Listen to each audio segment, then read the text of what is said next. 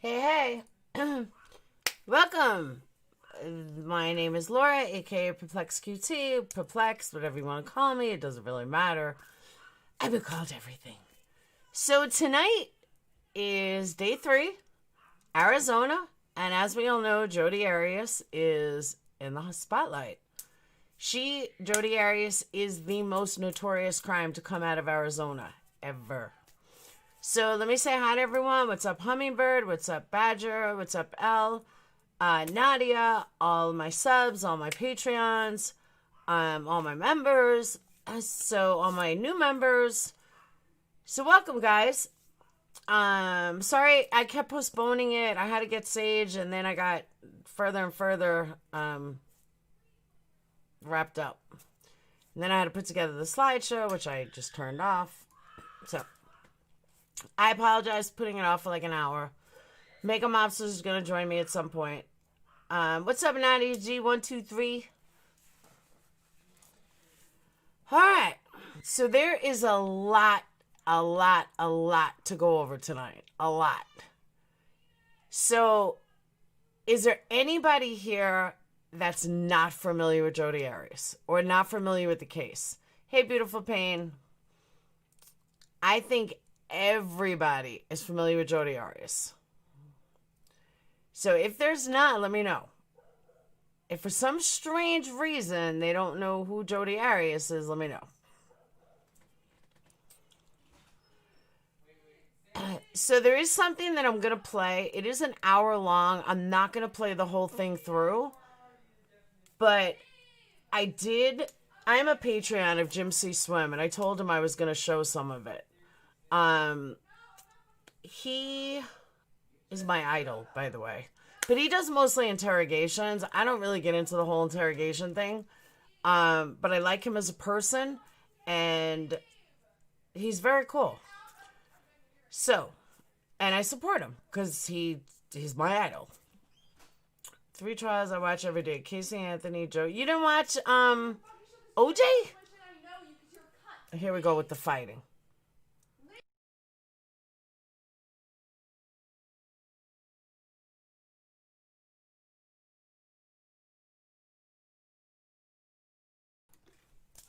Hello. Jodi's a legend for better or for worse. I don't know about a legend. You guys didn't hear me scream, right? I turned mic off. So hopefully you didn't hear it. I love Jim C. Swim too. The man is my idol. Let me just tell you. I signed up for his Patreon 5 months ago. He had 10,000 Patreons. He now has 41,000. The man is my idol. Good. That's good, Jenny. So, I mean, he really is my idol. 41,000 Patreons. I'm blown away. But he did an analyzation of the best Jodi Arias I've ever heard. I think his video got over 1 million views. It is fantastic. And everything he says is so dead on. And so I'm going to play some of it. But if there's someone that's not familiar with Jodi Arias, please let me know. And I'll give you a little background on it. I mean, I think everyone pretty much knows her whole story. It's one of those cases that everybody followed. Everyone was so in tune with it. Everyone was like... And by the way, if you like what you hear... Got to give a plug. If you like what you hear from Jim C. Swim, he has 2 Patreon levels, $1 and $10. If I'm going to play his stuff, I might as well give him a promotion. Not that he needs it with 41,000 Patreons, but that's who I am. So you can get all his videos for only $1. Or you can do $10. So I just want to let you guys know that. We can't be friends if you never heard of it. Oh, I know. So, all right. Letha. I think everyone was somewhat obsessed with this case. So, yeah. All right. So let me get to it. Hang on.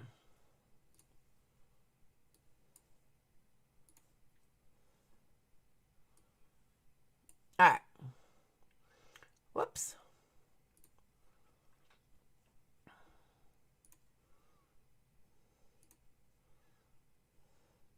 Like I said, it's over an hour. Thank you, Jenny. Welcome. It's over an hour. Hey, Pixie. So I'm not going to play. Hey, Makeup Mobster. So I'm not going to play the entire thing. I'm going to kind of go in and out, but he really does an amazing analysis of it. Most watching this video will already be aware of the high-profile case involving Jodi Arias and will have already seen her first interrogation before she was officially placed under arrest for the murder of Travis Alexander. Setting aside her bizarre and almost comical antics during certain segments of the footage, the majority of the interview would be considered by most as extremely aggravating. The evidence was presented to her in a slow and methodical manner, yet her response was to simply act oblivious to everything. She stated how much she loved Travis, how she would have no reason to ever hurt him, and went off on multiple unrelated tangents each and every time she was confronted with incriminating evidence. She appeared to be unable to accept the reality of the situation, even after she was made aware that she was not going home, and would be staying behind bars until the commencement of her trial for first-degree murder. This initial interrogation lasted 2 hours and 40 minutes, and what many are unaware of is that a second interrogation, that was twice as long and comprised a completely different strategy, took place the following morning at roughly 10 a.m. At this point, after having slept inside a county jail for the first time in her life, reality would have most definitely set in for Jodi Arias.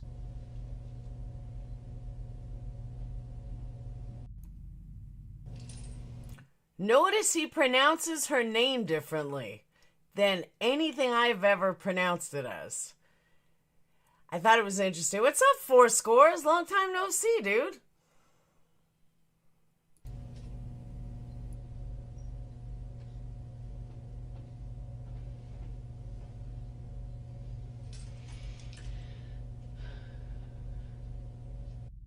Just remember in winter,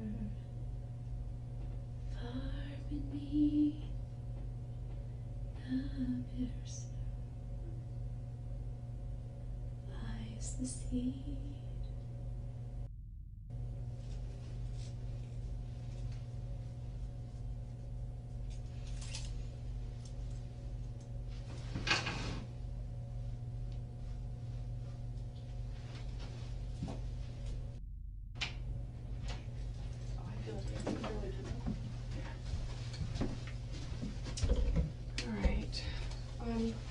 If you want to go ahead and stand up for me, as I take these cuffs off, just go ahead and put your hands down at the waist, okay?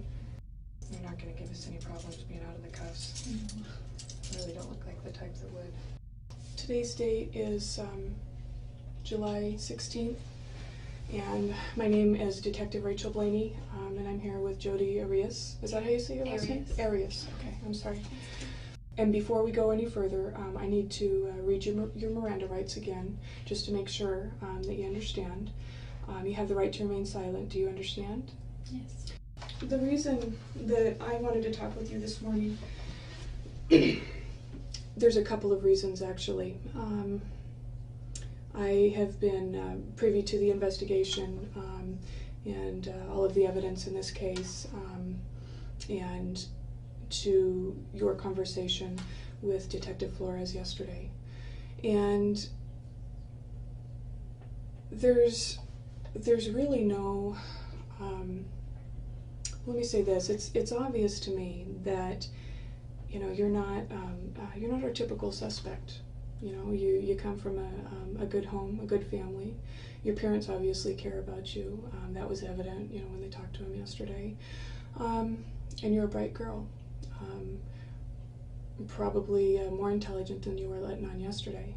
Most would think that Detective Blaney, being that she is a female and therefore more relatable to the suspect, would adapt more of a sympathetic approach compared to her colleague's direct procedure the day before. Yet her actual strategy could not be further from this assumption. She would have studied the interrogation the day prior and would at this point know a great deal about Jodi's personality. Her plan of attack will be to criticize and almost berate the suspect's character throughout the interview, sometimes in a passive manner, while other times in a far more direct manner. She makes it very clear from the offset that the suspect's fabricated naivety and sickly sweet persona will not work on this occasion. Jodi's self-esteem and confidence will be broken down, piece at a time, in a manner that would typically be considered bullying under different circumstances. This is done so that when Detective Flores returns, it will be a welcome relief and an immediate rapport will then be attained. It's a derivative of good cop, bad cop, and the two investigators execute this technique in a cunning manner. Detective Blaney's time with the suspect will last almost 3 hours, and the entire process is essentially a non-stop psychological onslaught. The suspect's vitality will slowly deplete due to constant put-downs and a continuous installation of fear. Throughout the second half of the procedure, the female detective will ask Jodi if she would prefer to speak with a male detective instead. This question is asked a total of 9 times, and only on the 9th time will Jodi finally give in and admit that she would. This will give her the impression that when Detective Flores finally returns, it was all her doing, rather than a calculated and prearranged strategy. Although standard techniques will still be carried out, Detective Blaney's main objective is to psychologically and emotionally dismantle the suspect, and this appears to be somewhat of an easy task for the detective, as all she seems to do is let Jodi know exactly what she thinks of her. And there's no question in my mind or any of the other investigators' mind that you were the person that took Travis's life. But what I need to know, or what I'd like to know, and give you the opportunity to do, is determine whether, you're a cold-blooded, cold-hearted murderer who slaughtered this guy, or are you somebody that got caught up in circumstances and things got out of control? Because I think that is what happened. It looks as if, this guy, Travis, befriended you, you got into this relationship, and it certainly looks to me like he took advantage of your generosity and your kindness. One of the other detectives had described him to you as a player. And I don't think that that's very far off from everything that I've seen. And I'm hoping, because you come from a good family and because you have a decent background, I'm hoping that you'll be smart about things and make some choices for yourself to help better your situation. When this hits the news,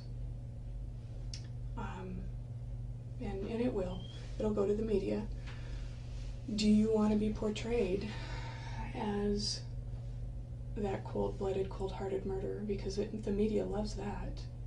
That's not, that won't be our words or their words when they do a press release, but that's what, the media will take a look at the facts and that's what they'll portray it as. Or do you want to be portrayed as a person that didn't mean to have any of this happen? It just got out of hand and you're remorseful. Which way do you want to go? How do you want to portray yourself? The routine question would normally be, what kind of person are you, rather than how do you want to portray yourself? The detective clearly doesn't feel the need to build rapport with a suspect. She has essentially just said, I already know you're evil, but what do you want everyone else to know? You're obviously very organized, well-read. I would say well-read, but not organized. Not organized? Why so? I procrastinate, so papers pile up and things don't get filed on time. And I would imagine that keeping all of this in, I can only imagine because I've never been there myself, but I can only imagine that keeping all of this in is just tearing you apart inside.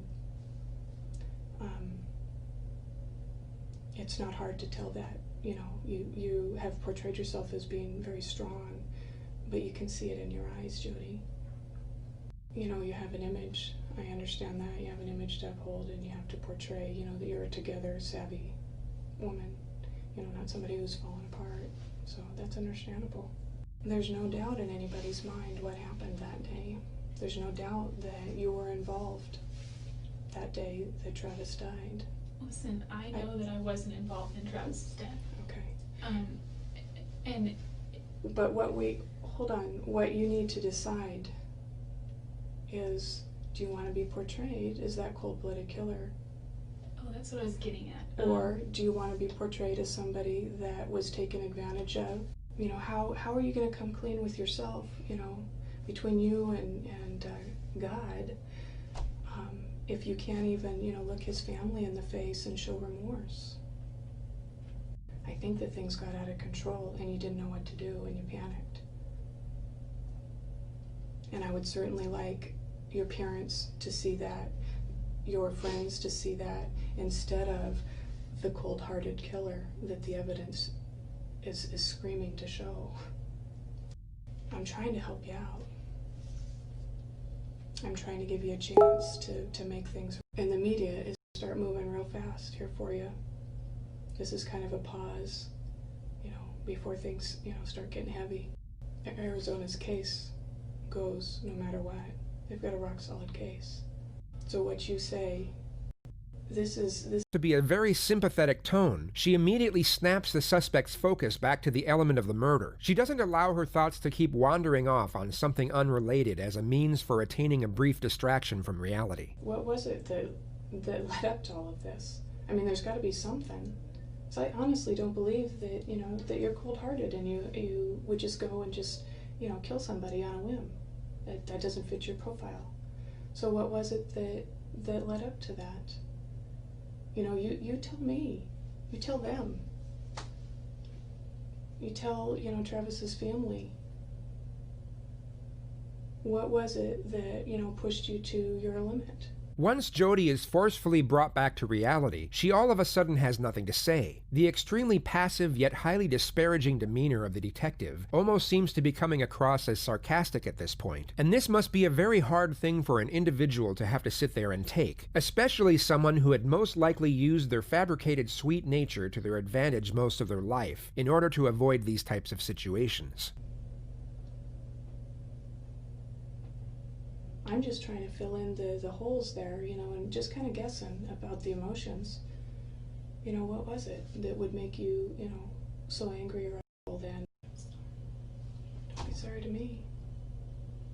You know, Travis was very strong. I watched him work out a couple of times. It's super intense. My dad has worked out all my life. He's been a bodybuilder, sort of, not professional. It's just always been really big. And I've seen him work out, but I've never seen anyone work out.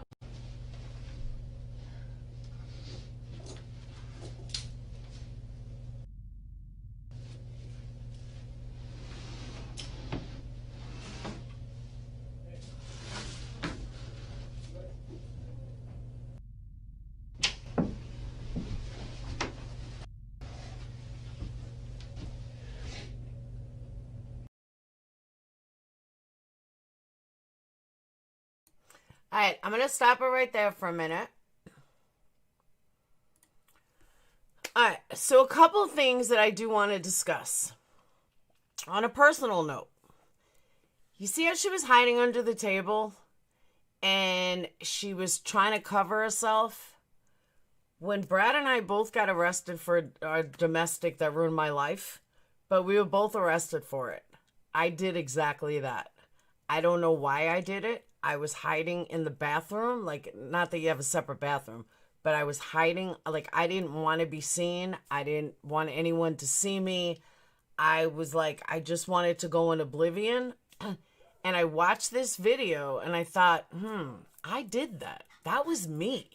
Like, I didn't stand on my head and sing, but I was hiding under tables. There was a little, like, corner in the, like, next to the sink that I went under. I don't know why. I just did. So when I saw her do that, it was kind of weird. But Castlin, I didn't feel ashamed. I didn't do anything. He's the one that did it.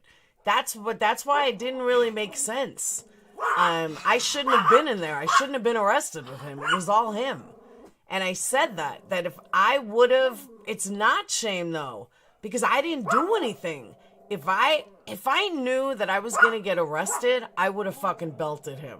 But I didn't. I kept my hands off of him thinking that, okay, I finally got him now. I got him. No, he ended up getting us both arrested. But But that was even after I did my 30 days. I mean, this was all like after that. It was just weird. I don't know if it was fear. He was in the cell right next to me. And I don't know what it was, but it was when I saw her do that in the interview, I was like, wow, that's weird. I did that. Hey, New York Cat. Coping mechanism. It is coping mechanism, but I knew that I didn't do anything wrong. And I was so mad. And I just couldn't believe I was back in prison. I was not prison, but I was back in jail again for this asshole. The only difference is he was right next to me.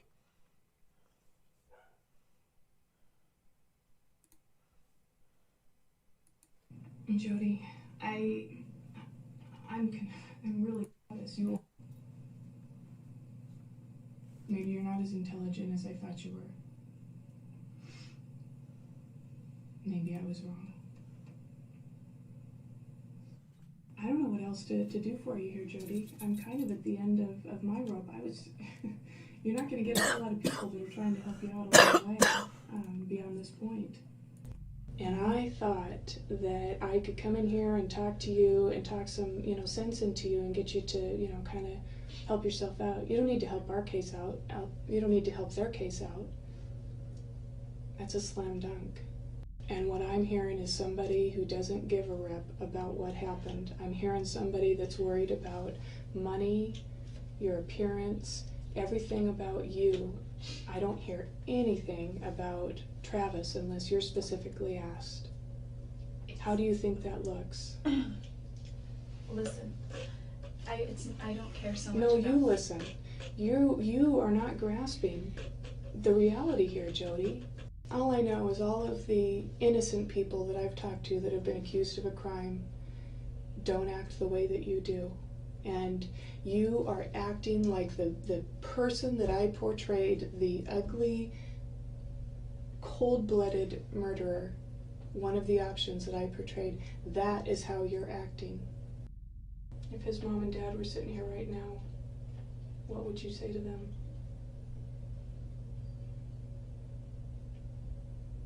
If they asked you why it happened, what would you say to them?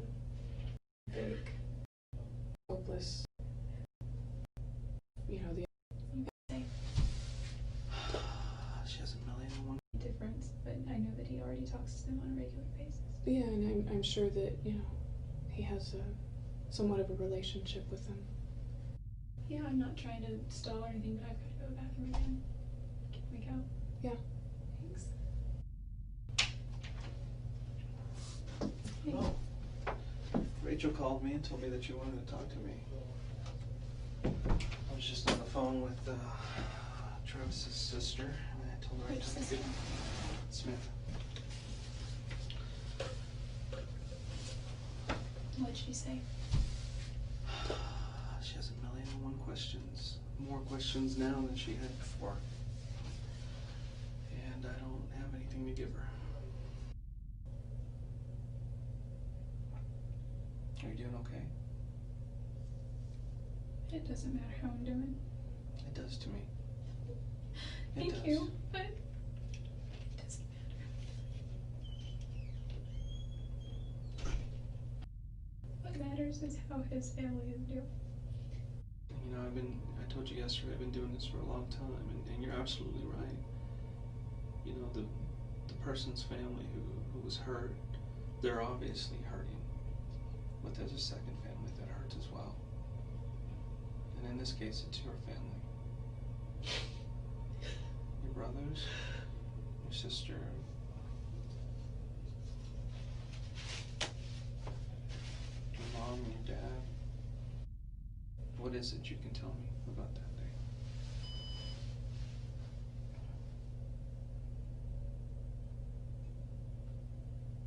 Really not much. Something's kind of blurry. Was he expecting you to show up that day? He wanted me to come. But you didn't want to? Oh, I told him I was going to Utah. Why did you decide to go then?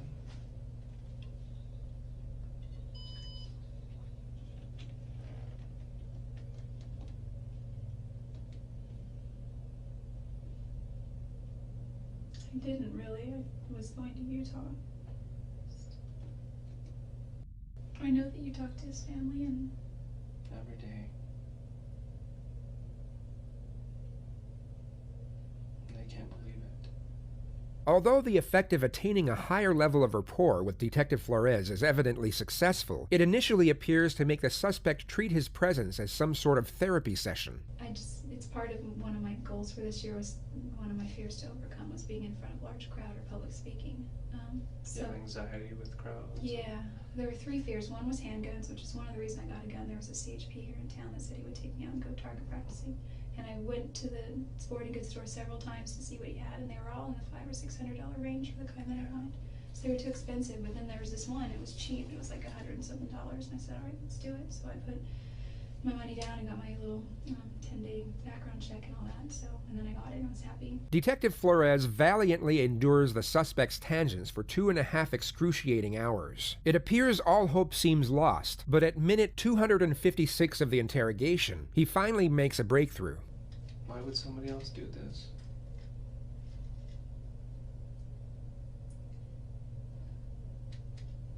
I don't know. Did someone catch you there? Someone not expecting you to be there?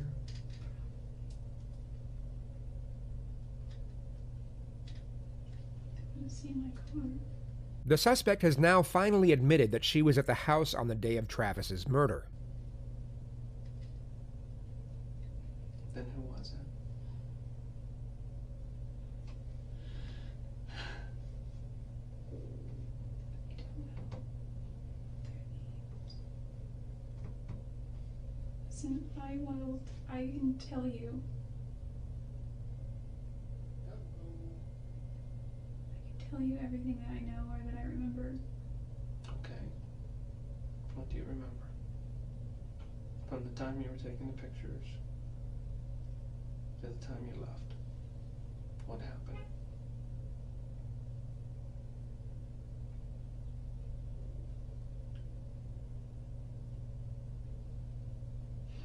What happened after that last picture was taken?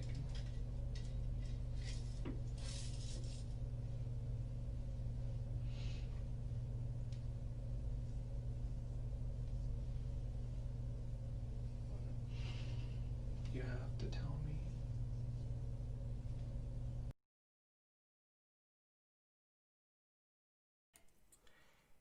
Here's what I have never understood about this whole case. I don't know if I'll ever understand it, but, and it's not just her, it's other cases too. Do they think the cop's going to say, okay, honey, we feel bad for you, we'll let you go free? Like, I don't know why they think that cops are going to just, okay, no problem, time to go. It just don't work like that. Like, and they all think like that.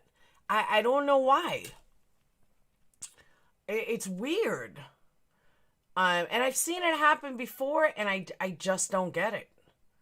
I truly don't get it. Oh shit, you know what I realized? I'm an idiot.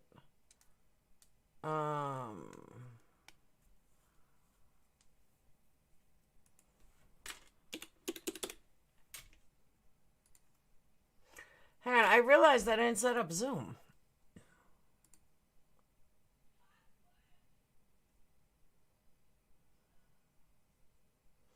I'm a dum-dum.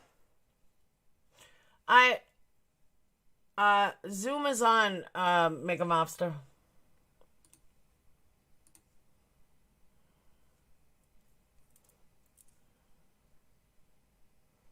I don't know how I did that. That was kind of dumb.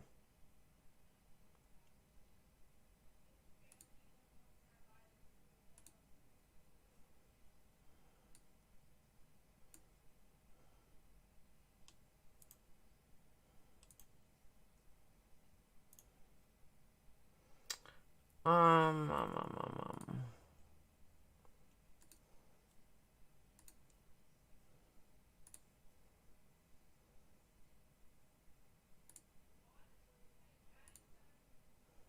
Alright. Same link from last time, yeah. I know she loves this case. Let me...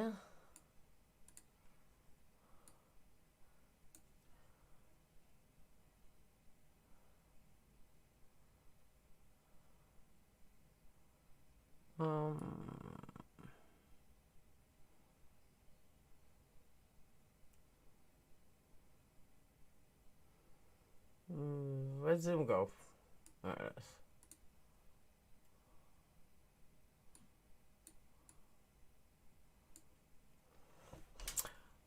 What's up, Miss ATX? It's a different channel.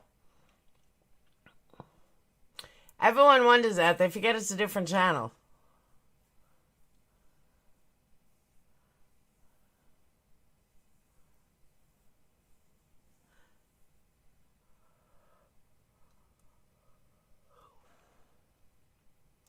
See, she is narcissism at its best. But there are so many layers to her that it's not as simple as she's just a narcissist. There is so much more to it. There's just so much more to her than just your standard narcissist. I wish she talked about it more. She's going to tonight. She's histrionic, she's schizophrenic, she's crazy, she's a murderer, she's a psycho. But they really are. She's got a lot of different levels to her. That's for sure.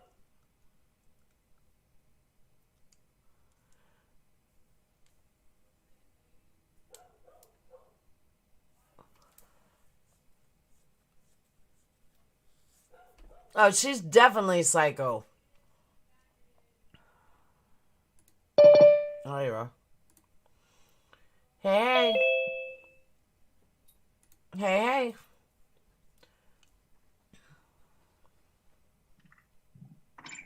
There you are. I made it. You made it. I was like, where am I going to find the link?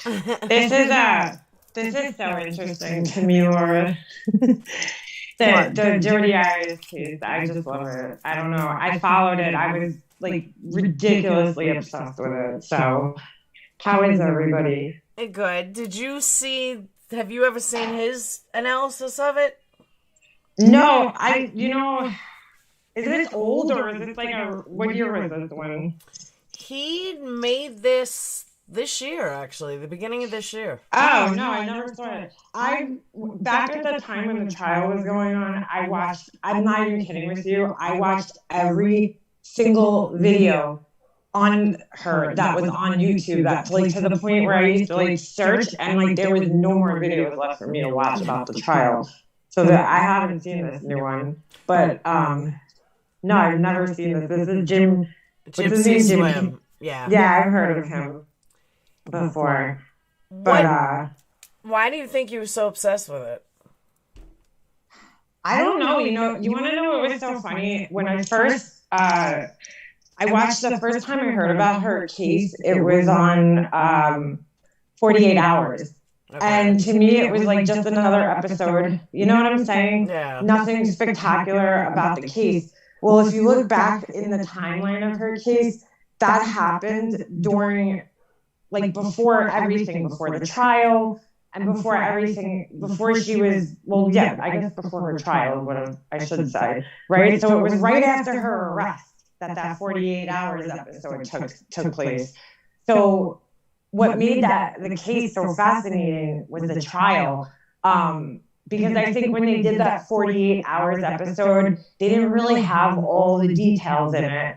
There was so much more to the case once it went to trial. There were so many more things that we learned that weren't stated in there, you know? I didn't believe her. I didn't believe her story when she told it on 48 Hours, which was the same story, as she was going with, that she wasn't there, you know, and that Travis was killed by these ninjas or something, you know, these mafia guys came in and, you know, slaughtered him.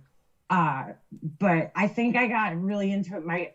I kind of forgot about it after that. And then my mom was really into trials and all that stuff. She watched the Casey Anthony, O.J. Simpson back in the day. Like any trial that was going on, she was always following it.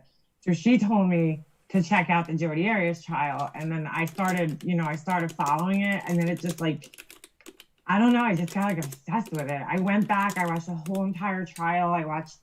I've seen like every trial video pretty much multiple times. All the different characters that were involved. It was just fascinating. You know what was fascinating? She changed her story 3 times, right? Yeah. Yeah. Look at her composure throughout everything, throughout the trial, throughout her arrest. You know, she's so calm and seems so normal. Mm-hmm. And it's like, it's kind of scary. She's kind of fascinating in that sense, where it's kind of scary. I know now she seems crazy because we heard all the details of the story, but she was fascinating because her persona doesn't go with the brutality of a crime. You know what I'm saying? It's so hard to believe that this girl did this. Like, I mean, now I can, but when you first hear about it and you see her and you see the pictures and she's smart and intelligent and articulate, but you know that there's something way off about her at the same time. It's like, I can't explain it. She's crazy.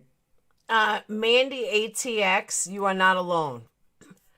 What'd OJ, say? she said that she's very into true crime, and this case never like got her obsessed. I am the exact same way. I was never into this case the way other people were. I got into OJ because I didn't have a choice. I was in a car accident. I was in my parents' living room. My dad watched it all the time. Yeah, so did my mom. She was watching the OJ, Yeah. the whole trial. My mom followed the whole Casey Anthony trial. And I watched a lot of that too, but I don't know why. I think I got into it too because of the discussions that were going on online. Like, this was when I first got involved in YouTube. So, and the comments and stuff and having discussions with people, because that was the only way you really could have discussions at the time on YouTube. There was no lives, you know? Exactly. So it was interesting, you know, talking back and forth and hearing different people's theories and, you know, all that kind of shit. And then there was like the crazy people who didn't think who thought she was innocent. Mm-hmm. And those people I would fight with all the time. Because I mean, it's obvious she went down there, but I mean, I've explored that maybe she picked up a boyfriend or something on the way, because there was talk that she might have picked this guy up at some point in time, but I don't think she did. I don't know. It's just really hard to believe that this girl took. I mean, he was a big dude, Travis. Yeah. But he was in the shower, so that's why she was able to take advantage of him, you know, and kill him. There was this whole controversy during her trial about like the gunshot first or the stab wounds first, or what order all these. I mean, she stabbed him, what was it, 28 times, and slit his throat, almost decapitating him. There was about an inch left of flesh, basically.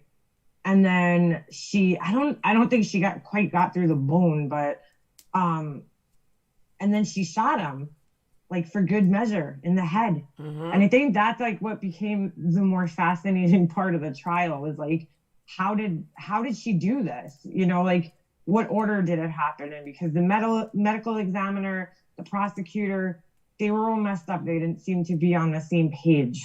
So what is his analysis on her? Is he analyzing like just her and her? He's analyzing the actual interview. That's what he analyzes. He doesn't actually analyze her per se. He analyzes the interview. And he's got like 4 parts to it. I'm just only playing this one because I happen to like this one. The interview is really long.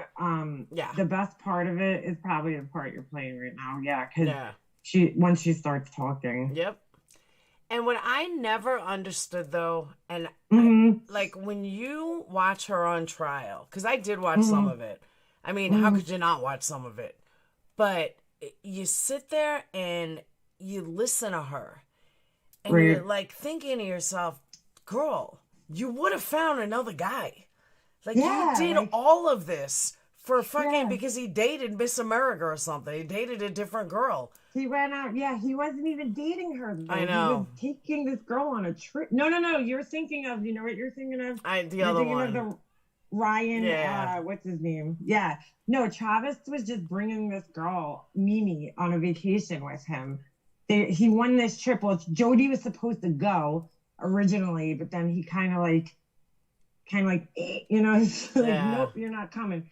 And he took this other girl, but still, what you're saying is right. Like, girl, like she was a pretty girl when she was all done up and shit. She would have gotten another guy, you know. She would have moved on. She went and saw another guy, Laura. She killed him and then went and met this other guy, Ryan Burns. On her way out. There you go. Yeah, on her way out. So that could have been her boyfriend. I mean, I don't know. I think she's so narcissistic, and I think she was like, you hurt me, you used me, you know, like she just had to get back at him. I don't know. She'd never been used before. I don't think, listen, I was one of the people that followed this trial that probably had a more in the middle view, because a lot of the people, that's how I met, you know, Mary, the girl Mary I love trials. That's how I met her, was through Jodi Arias' trial. But like her and some other people, they were very extreme. It was like Jodi's all evil and Travis is all good. And in reality, I remember watching this, I don't know, it was one of those like Dr. Drew shows where they have all those different people on.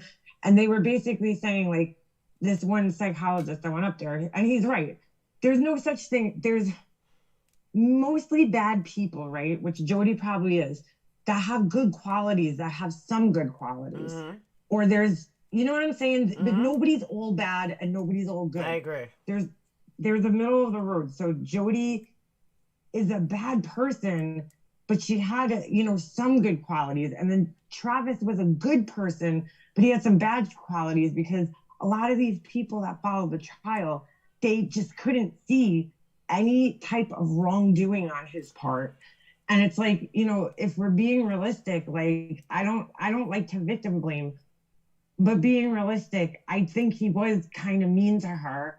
And I'm not saying she has an excuse to kill him. I mean, she drove 500 miles out of her way to do this, but he was mean to her. But I think there was this weird, you used this word before, dichotomy of like, he was nice and he was, you know what I'm saying? Like sweet and then sour. Like he was like a Sour Patch Kid with her. Yeah, but all right. So, but let's still look into that for a second.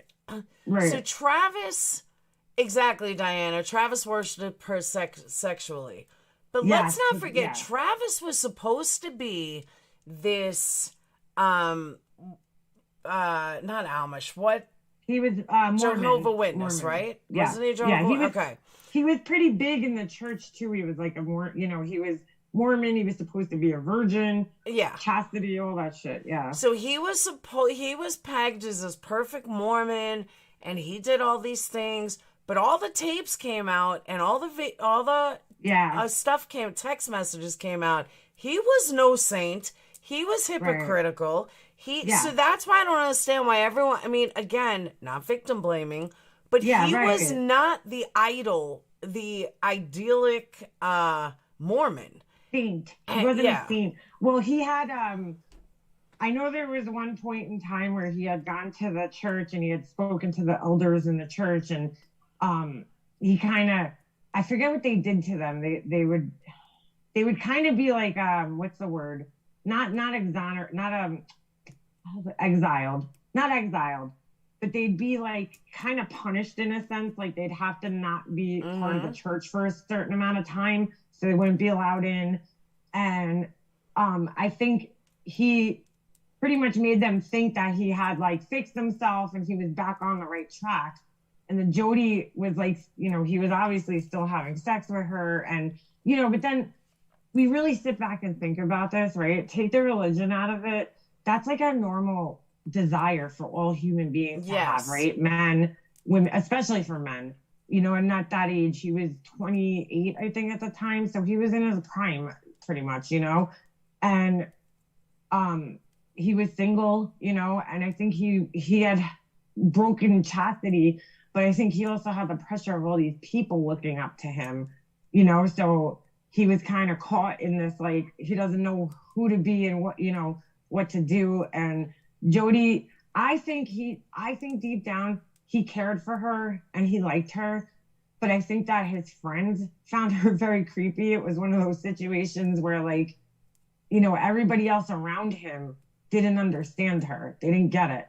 So, you know, he kind of almost had to keep her like as a secret from everybody. And I think that also played into things where she would get mad at him. But obviously he wasn't perfect. You know, I mean, they're not supposed to have sex until they get married, but realistically, you know, it's 2008.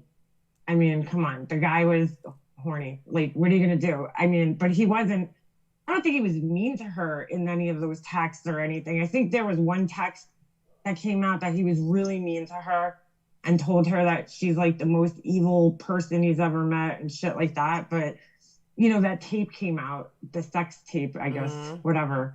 They were talking dirty. He's saying he wants to tie her to a tree and, you know, F her in the A. I don't know if you cursed on this channel, so just want to keep it clean.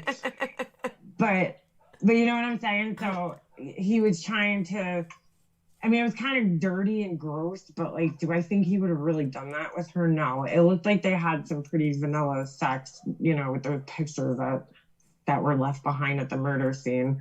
I mean, didn't look like anything crazy was going on there. So, but yeah, he wasn't perfect. He wasn't at all, by any means. But she didn't deserve to die because of it, you know? No, especially the way he was murdered. But my point being, the house, I'll answer you in a minute.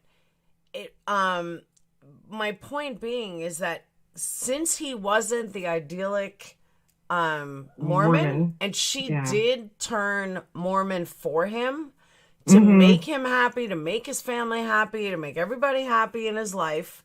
Right. So it makes you wonder, which we wouldn't know because he's dead, but what other things did he manipulate her with? What other things could have possibly been a red sign that this could have been avoided if... Well, I don't think he manipulated her into the church thing. Like, if you go back into the way that they met and everything, I think she was doing what most narcissists do, is where they try to impress their spouse targets, you know, so they basically mirror them. So what she did was she just started, you know, really becoming overly interested in Mormonism, which I don't know if she even had any specific religion prior to meeting him. She might have been like Catholic or something. I'm not sure. I forget. But she was the one who kind of was like, you know, I guess she knew that was a very big part of his life. And she knew that if she was going to date him, she would have to be Mormon, you know? So she basically like threw herself into it, read the, whatever the hell that is, the Book of Mormon, whatever it is that they read, and like wanted to get baptized. And she showed a very big interest in it for him, you know? And so I think that was part of what she did to like kind of pull him in and get him to like want, you know, to date her, I guess. No. She had everything. Jodi was like a nobody. She wasn't going anywhere with her life, you know? She claimed she was a photographer, but she was just starting out at that time. So she didn't have like a portfolio or anything. You know, she really just was mostly a hobbyist at the time. I think she had said she shot a wedding right before the murders.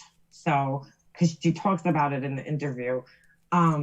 But I don't think she was really really, you know, I don't know. I don't think she was that great at it, which is crazy. Why do all these bitches become photographers? Because Casey Anthony now is a photographer too. So is Alicia. And Alicia, yeah. Uh-oh. I was just thinking that. Hey, Mercedes. Another thing I wanted to, before we go back to video, another question I have for you, because I have an opinion that most people don't share.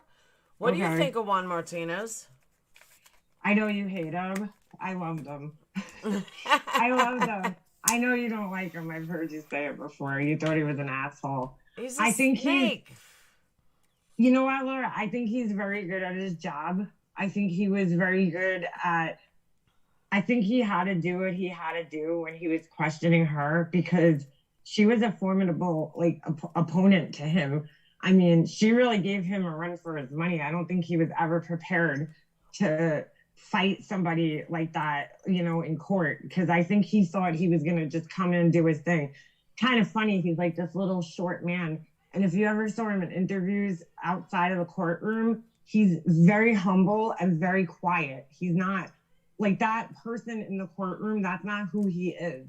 He's actually a very humble, very quiet and soft-spoken person.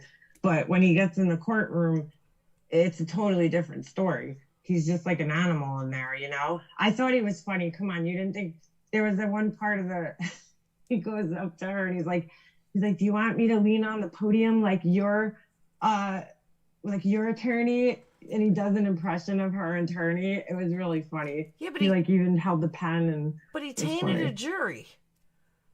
What? He tainted the jury.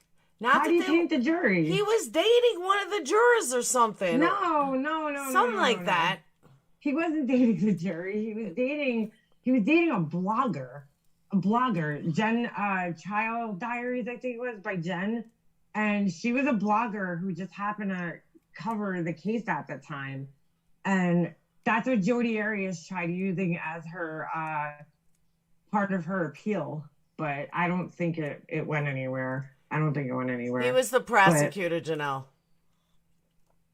Yeah. Wait, that's why you didn't like him, Laura? Just because he dated? No, he reminded me of like a sexual deviant. Like, he's another narcissist. What? Yeah. You didn't hear the stories about him? No, I heard him, but I don't think he's a narcissist. And I don't know how many of those most stories lawyers are.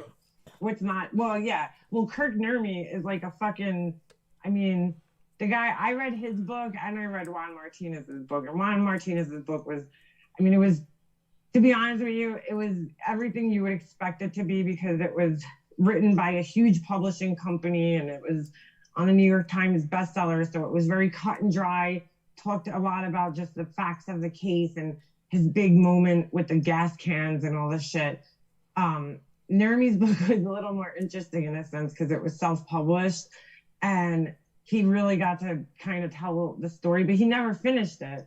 He only told the story from the time that he met her up until while they were preparing to the trial, you know? And then he was supposed to do like part 2 and he never finished it.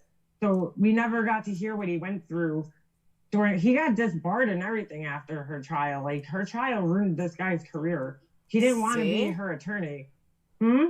See? No, not Juan Martinez. Juan Martinez, I do think he's a dirty prosecutor. It's been proven he's a dirty prosecutor. He's not, though. He's not dirty. He didn't do anything. According to people in Arizona, he is. Well, of course criminals are going to fucking say that the prosecutor Not criminals, is dirty. people that live there. Well, what do they think's dirty? What else did he do besides just dating a blogger? Which he really has a right to do that. No, they said that he's a dirty. I'll look it up while we watch the other half. No, she's not out. But let me answer the house real fast. So the house, what happened was, in a nutshell, I was dropping off my son to visitation. He pissed me off. We had a fight. He took my keys and he threw them. And he grabbed my hand and I called the cops because he was twisting my arm. I thought he broke my finger. But I decided I finally got him. I'm not going to lay a hand on him. Like, I finally got him. He leaves with my son, who was 2 at the time, or 4, maybe. No, he was like 2. He leaves with him. He comes back and he's got these scratches all over his arms. He went to the store and he scratched himself. And he said that I did it. And because I called the cops, I had to make sure that it was, for some reason, the cop left it up to him if we should both go to jail or drop it. And what? I don't know why. And Brad decided we were both going to jail because the cop couldn't prove that I didn't scratch him. I said, you can't scratch skin with fake nails. And cop didn't buy it, didn't know what he was talking about. We both got taken in because it was first thing in the morning. It was on a Sunday. I was in one cell. He was right next to me. It lasted about 12 hours. Then one of the cops that I knew came in and he let me sit outside of the cell watching TV while Brad screamed his fucking head off all night. Fuck you, Laura. I said, you did this. We were fighting back and forth, and the cops couldn't take it anymore. Like, if you two don't shut up, we're moving you. But it was a holding cell. Where are they moving us to? So after my friend, I mean, they knew us. We were in there for 3 years at this point. And, I mean, we had at that point probably 150 court appearances already. Everyone knew us. And Jesus. Then when my friend, the cop, came in, because he worked nights, he took me out. And then I was able to sit, like, in the waiting room where they have a TV while Brad screamed his head off. So that was my night in jail. Jesus. And that's how we ended up right next to each other. But you weren't doing fucking handstands in the Oh no. in the room and singing "Oh Holy Night" in the middle of June, right? Yeah, or July rather. But the cop kept telling me that I couldn't hide. He's like, "Why do you keep hiding?" I said, "I don't know." I think now that I think about it, though, I think it's because Brad was right next to me, and I just didn't want to be seen. That's my guess. Well, I think it's probably does that to a lot of people. It's just probably nerves, really, because that other girl, what is her name? Shanna Hubers. She was also like acting bizarre. Well, she was fucking crazy, but she was also very bizarre in her interrogation too. She's fucking whacked. They're all fucking whacked. Like, seriously, pretty girls. That girl, too. Like, fucking move on, dude. So what? Exactly. The guy don't want you. Move the fuck on. I've never, like, been that angry with an ex. Like, I don't know. I'm just like, whatever. I could do better. Bye. Exactly. I mean, you get mad and you fight, and you may even fist fight, or you may have fights, but you move on. I mean, eventually, you just move on. Yeah. So, all right. Normally, yeah. I'm going to put this back on.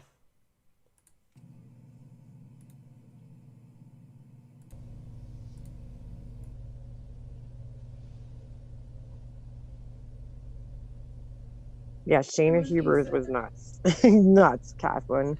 Totally crazy. Oh, Laura, that's great. You just told the house that. Is the house? It is. Really, no idea. I do have No, an idea. you have no idea. If somebody else was there with you, Never we mind. need to know that. I'll message you. Why would somebody do that? Yeah, I could hear you. Because you're there with Travis. He didn't say. Hmm? He didn't say. He didn't say. Oh, They. They. did they hear me?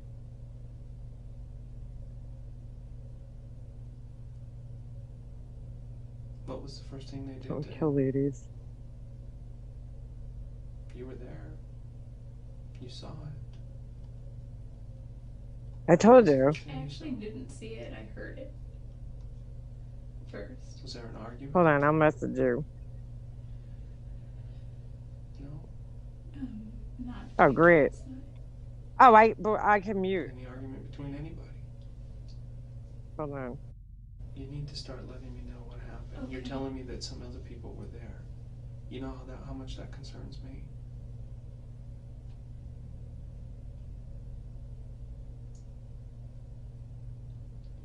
Yeah, I know I'm not. I don't know who they were.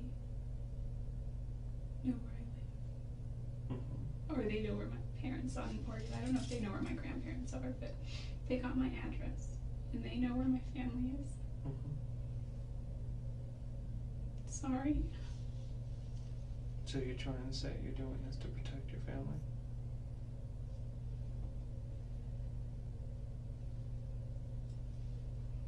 Why would someone do this to you and to him? I don't think they really intended to do anything to me. Katja, do you need the volume? Oh, you need it lower. The volume lower on the interrogation? I think I was an element of surprise for them. You Oh, turn it up, Laura. So they didn't expect I'm you to be there? guessing. Oh, alright. So, They didn't expect you to be there. I mean, they had to see my car. Is it someone who lives in Mesa locally? I didn't recognize any of them. Well, you have to give me a motive. Why would they do this? Were they going after Travis? For what reason? You tell me this, but you give me no reason. They didn't discuss much. They just argued About what? about whether or not to kill me. For what reason? Because I'm a witness. A witness of what? Him. Of Travis. Of Travis's murder. Yeah, but I didn't really witness it. Didn't see much. Just... The suspect has now gone from admitting she was at Travis's house on the day of his murder to actually being present at the time of his murder. I just, oh. You need to make this believable, because it is not believable to me right now. The detective's irritability and his unwillingness to play along with a new story is somewhat understandable. There was already an extensive amount of evidence against the suspect, and in his mind, only an outright confession will suffice in order to avoid a lengthy and expensive trial. Yet, best practice would have seen him accept the new narrative in a sympathetic and even appreciative manner. The suspect changing her story is huge, and the main focus at this moment should have been to garner as much information as possible on the alternated defense. This makes it easier for a prosecutor to cut through inconsistencies during cross-examination. Instead, the detective's unwelcoming reception to the new story seems to give Jodi second thoughts about divulging further information. You need to give me something. Okay. I just... Listen. I am listening, Yeah, Jodi. I I know, am listening, I'm and just it doesn't saying- make any sense to me. It's fine, because my family will, Well, help us protect your family. If that's the case. they got my driver's license. It has a P.O. box on it. Mm-hmm. Then they got my registration out of my purse, which was in the purse that I was using at the time. And it has my parents' address on it. Why would they do this? You see where I'm coming from? Why? What kind of beef did they have with him? Or was it with you? Or you need to make this believable. Once again, this is just impatience on the detective's part. Jodi was clearly thinking up her new story on the spot. Her thought process was in total disarray, and she could have responded with something highly useful for cross-examination. Yet the detective cuts her off, which gives her more time to think. Not only that, but he even makes her aware of the inadequacy of her amended narrative. This is something he should have been taking her focus away from, as opposed to making her aware of. People just don't go in somewhere and kill somebody for no reason and then let a witness go. That doesn't happen. They've already killed one person, why not just take care of the other? Well, yeah. You know who they are if you're telling me the truth. I don't know them. Then I don't believe you either. And I can't. You can't expect me to. Okay. I just see, like, I've seen The Sopranos, and they're not mafia or anything, but, you know, I honestly, there's a part of me inside that thinks they're never gonna come after my family. Well, from what you're telling me and from what I know about Travis and all his dealings, there's no reason anybody would go after him. Nothing. So what you're telling me about two people coming in, or however many people coming in and taking care of him and letting you go, is just so far-fetched. I can't believe it. Why would they do this to him? What were they arguing about? What did they say? Their details. The detective now takes the correct approach and starts gathering pretext. They didn't say a lot. They were white Americans from what I could tell. They had, what do you call those things? They're like beanies, but they cover your whole face. And you've got like holes for your nose and your mouth and your eyes. And one was black. I think they were both black or maybe dark blue or something. Anyway, it wasn't until I was in LA and Laura wasn't getting back to me and it was already like 9-something that I was like, maybe I will just go see Travis briefly. She backtracks from the supposed home invasion in order to buy herself more time to think up the details of how Travis was killed and how she managed to survive. She even says, anyway, just before she changes her starting point, as if the element of how she got to Travis's house was more important than the element of Travis's murder. I did call Travis and I said, guess what? And he said, what? I said, I'm coming to Arizona tonight. And there was silence, and he goes, really? And I said, yeah. Well, what made you change your mind? And I just said, because I think I just told him I missed him or something. As expected, she takes her time going into insignificant detail, such as what Travis was watching on YouTube when she arrived, how long they both watched YouTube, what he normally watches on YouTube, how tired she was, and how hungry she was. But all of a sudden, her inconsequential dialogue halts. As she gets closer to the point of having to relay the details of Travis's murder, she seems to have reservations about her new story, and once again parades her fabricated altruism and brings up the outlandish narrative of some underground organization coming after her family. This is most likely another attempt to buy herself more time in order to think up the most self-preserving, but also the most believable narrative possible.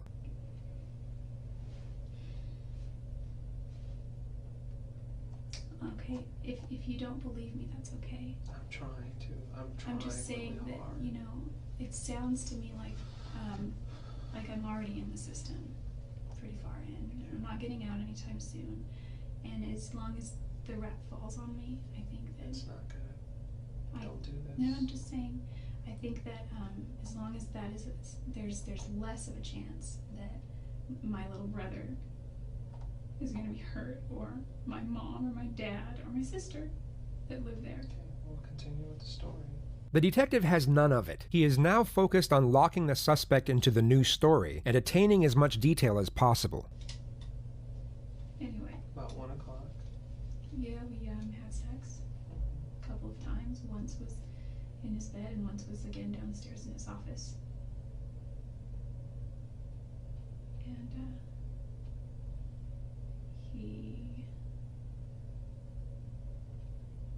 I don't know what he was looking at some pictures that I had brought for him. But he has a virus on his computer, so when you click the start menu on Windows XP or newer, 2000 or whatever, you have like my music, my pictures, my computer. She rambles for almost 3 minutes about computer viruses before finally arriving at the moment where she started taking pictures of Travis in the shower. He wasn't very comfortable at first. He's standing there and he's all, I feel gay.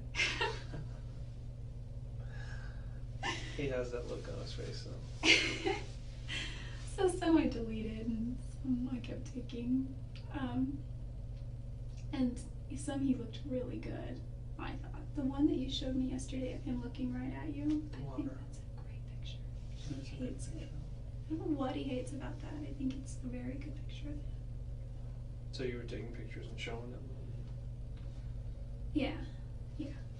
He's all, let me see, I'm chilling. His shower door was open, and his water pressure in that shower isn't that great, so it's not like water was going everywhere.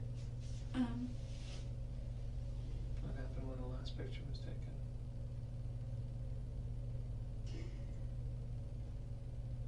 He was kneeling down in the shower. Now, in my opinion, and this is just my opinion, I really think that she didn't have an attorney there. Now, remember, she's in Orange.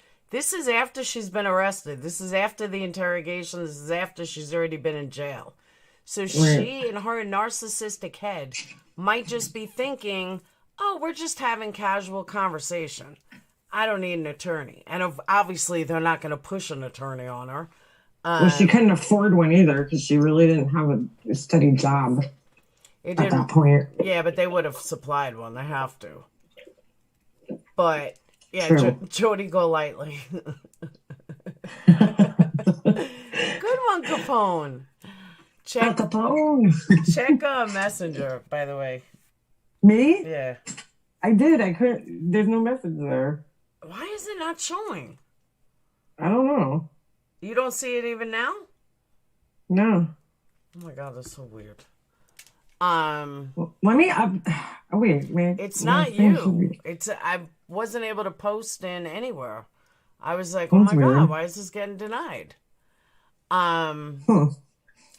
So the thing with her, and this is what, let me go off here for a second. And the thing that I just find, like, I really truly believe that she honestly thought that she had nothing to worry about.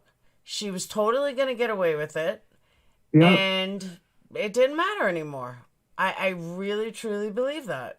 Yeah, she thought her story was rock solid. Mhm. I mean, I don't think I always wondered if she was really going to tell that story, or she thought it up that night in her cell after she was brought in, because she was, I think, originally just going to go with, like, I wasn't even there, you know, but then I think she kind of got led into, like, we know you were there, and then she had to come up with some kind of story of while she was there, what happened. You know, I think she knew that she had to admit, she had to have known, and I always wondered this, that she had to have known that she left that camera behind. Like, I don't think she cared. But I don't think like, it mattered to her.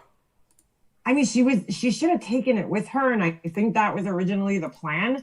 But I think when she was just rushing out of there, I don't know why she threw the sheets in the wash, because, like, think about it, she had to be covered in blood.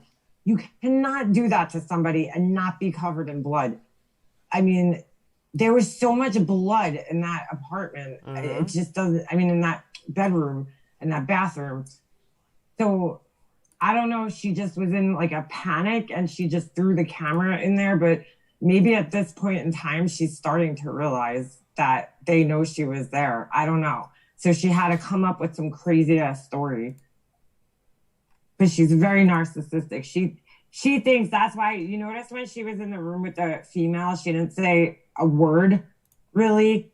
She thinks because it's a man, she thinks she could kind of flirt her way out of it in a sense, or play the damsel in distress, and, you know, that'll get her through. Because that's probably what she's used to doing in her life. It's crazy. I have a question. Can anyone else not send a picture on Facebook? Laura, text me. You have my phone number. I am, but I want to know, I can't send it on computer or on phone. I just want to know if it's just me or if it's everybody. Let me try setting you something. Hold on. I'll send you a picture of this cool sandcastle somebody built on the beach today. This thing was pretty good. Hold on. Oh, wait, that's mine. There it is. All right, tell me if you got that. Oh, I sent it to our group message, but... That's all right. That's Facebook. Wait, where did you want me to message you? All right, check your messenger. All right, now Yeah, I didn't get anything from you either.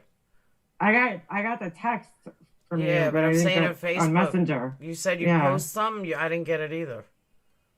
Get out of here. Are you on your... A phone and my computer. Oh, yeah, I see it on my computer, but not on my phone. This is so weird. Try restarting your app on your phone, or update it. Oh, but I can't send it on my computer either. Really? That's weird. It's very weird. What? Exactly. Oh my god. All right. Some people just can't grasp the reality of what they have done, therefore they don't really think about... I don't know. I think hers is a little more intense than that. Makeup Mobster, I'm really curious what you told Laura about me. I've been blocked in some chats because I'm a blurter. If I offended you, I'm sorry. The house. Oh, no, I didn't tell her anything with the house. I thought you were... I thought you were somebody else. Sorry, that was my bad. I've had you confused with somebody else that I thought was in the drama community. It was like, is that them?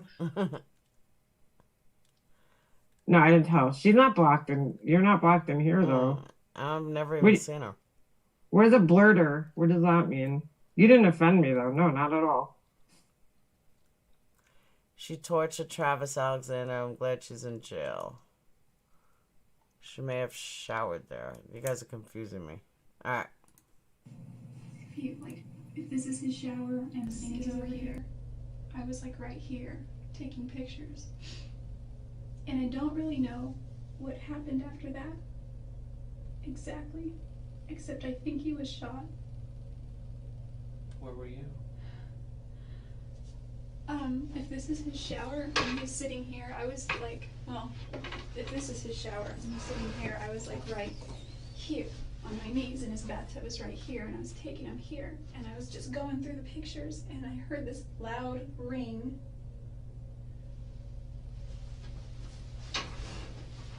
And I don't really remember except Travis was screaming. I think I got knocked out, but I don't think it was that long. I know I got knocked in the head, and I've gotten knocked in the head once by my dad when he was just really mad, and it wasn't like, actually it wasn't, he didn't knock me in the head, he just pushed me against the wall and I hit my head and I fell. But he, in this case, I think it was similar. I don't know what it was. He was screaming, and I was by the bathtub. And he was holding his head, and there were two people there, and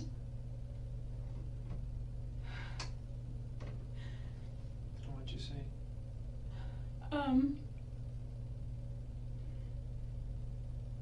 I remember. Brady, I have to totally disagree with you. She knew exactly what she was doing to every single calculated word that came out of her mouth, every calculated move that she made during this whole interview. She knew the seriousness, she knew exactly what she was doing, and she knew exactly in her mind how she thought she was going to get away with this, because she said some whacked out things after trial. Yeah. I belong in the death chamber. I belong to die. If you really think I did this, then you're going to send me to death, and that's okay. Like, she was fucking crazy.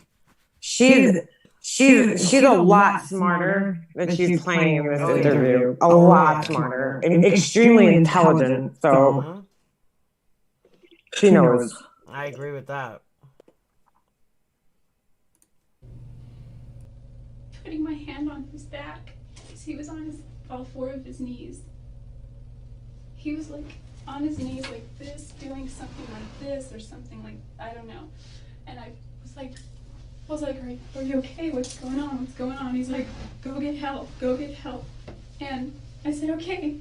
And I turned around. There were two people there. One was a guy and one was a girl. Also remember, this was like 4.5 hours into the interview. She started planning what she was going to do, how she was going to get away with this. She had 4 hours of just sitting there trying to come up with a story, and she finally did. And that's what you're hearing now. Well, plus she had a whole night in jail, too. So. I couldn't tell that at first, but I could just see one was a girl, and I assumed the other was a guy because their build, and then their voices. I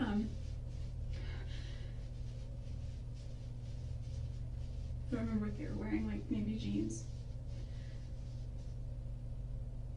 What did they say? One was in all black, one was in jeans. Did they say anything? Yeah, the girl wanted to kill me too. What did she say? What words did you hear? What phrases? Who is that? Who is that? I thought he was by himself or alone or something, and he was like, shut up, just finish it, and Travis was screaming the whole time.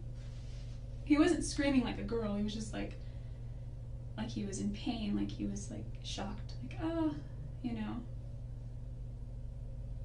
He wasn't really moving though, he was just staying kind of still on the floor. Then what happened? Well, as soon as he said go get help, and I turned around and they were there, and Where were they? they were in the bathroom. Where at the bathroom? Not in the hallway or in the bathroom? The girl was in the hallway, kind of. And the guy was more toward in the bedroom, but like still in the bathroom, like on the tile carpet area, right there where it starts. Okay. And he started coming in toward the bathroom too, and What'd you do? it was, What happened?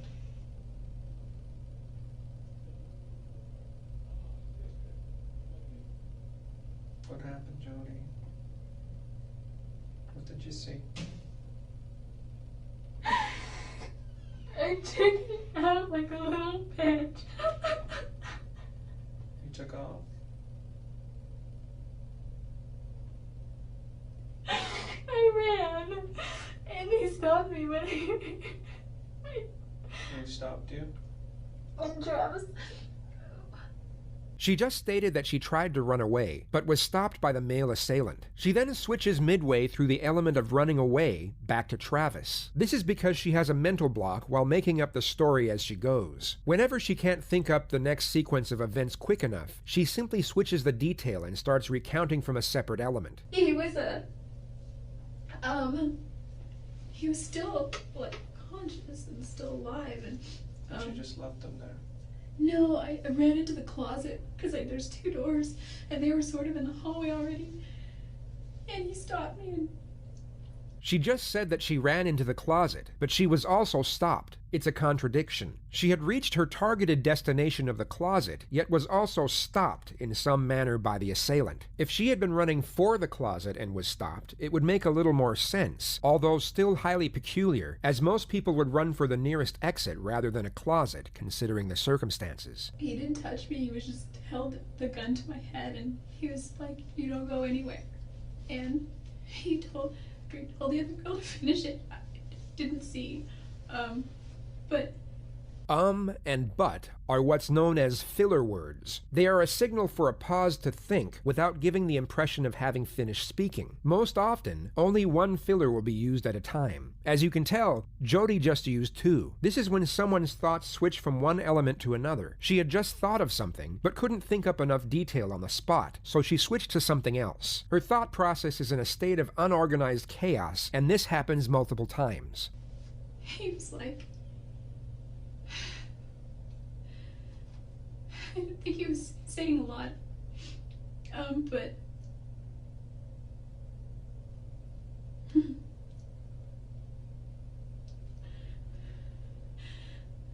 What happened? he told me to stay there and not to move. And where was that, in the closet? No, it was like this. Sorry.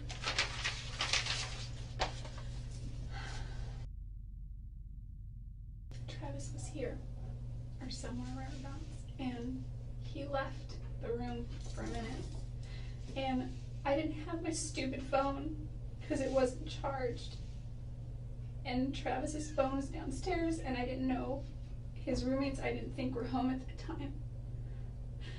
So, like, I was just trying to think if there's any way I could call 911 or call or get out of the house. There's no way out except down the stairs. His windows they're 2 stories for one, and they were hard to get to. He had stuff here and blinds and screens and window coverings and, from the outside. And Okay.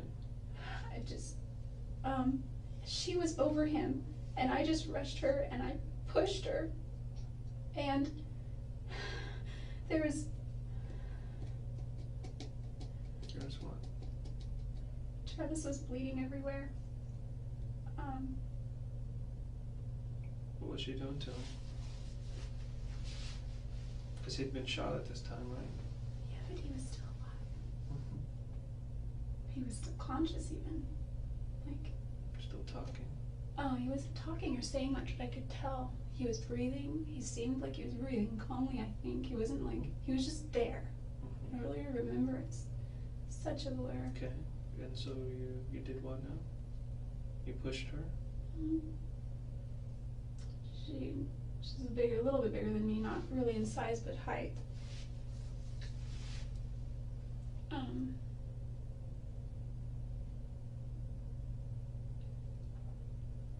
what happened? Well, it didn't really deter her. Did she have any weapons on her at all? Yeah. What'd she have?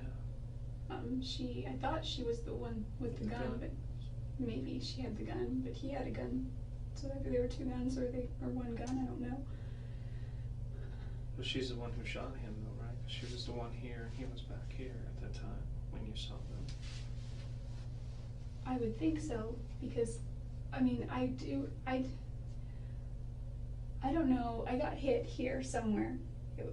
I don't know. Because when I woke up, he was screaming. So He's what like, happened "Don't you after know?" you pushed her? I got Travis, and he She can't think up a believable explanation for what the female did immediately after being pushed, so she has to focus on Travis. wasn't like standing up, really. He wasn't really doing much, and I was trying to get him, and she came back. She has essentially just stated that after the female was pushed, she somehow made her way out of the bathroom without giving any explanation as to how that could have occurred. The female is now making her way back into the bathroom as Jodi is valiantly trying to save Travis. I got him kind of far, like right here. She came back, and he was starting to just get weaker and weaker. And this guy came back in, and she said that they needed to do me too, because it was there, and he's like, no, that's not why we're here. And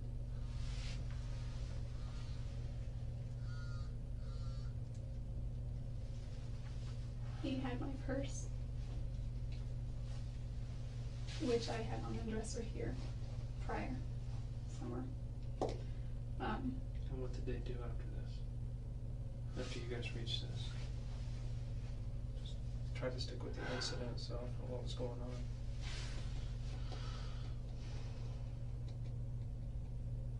She came after me, and he stopped her. Okay. And she didn't get me. How was she gonna get you? Did she have a weapon? She had a knife. Okay. You said she had a gun before. I don't know if she had a gun. I think, because I am guessing, I know that he had a gun. I don't know if she had a gun or not. So she was basically the aggressor. Yeah, unless he took a shot too. I don't know. But it seems like from what you're telling me, she was the aggressive one and he was the more passive. Yeah, I mean, there was definitely aggression as far as, I mean, I don't know what you define aggression by, but like there was definitely a sternness, and I wasn't like just free to walk out of there. Like, hey, it's cool, you know, it wasn't anything like that. Then what happened?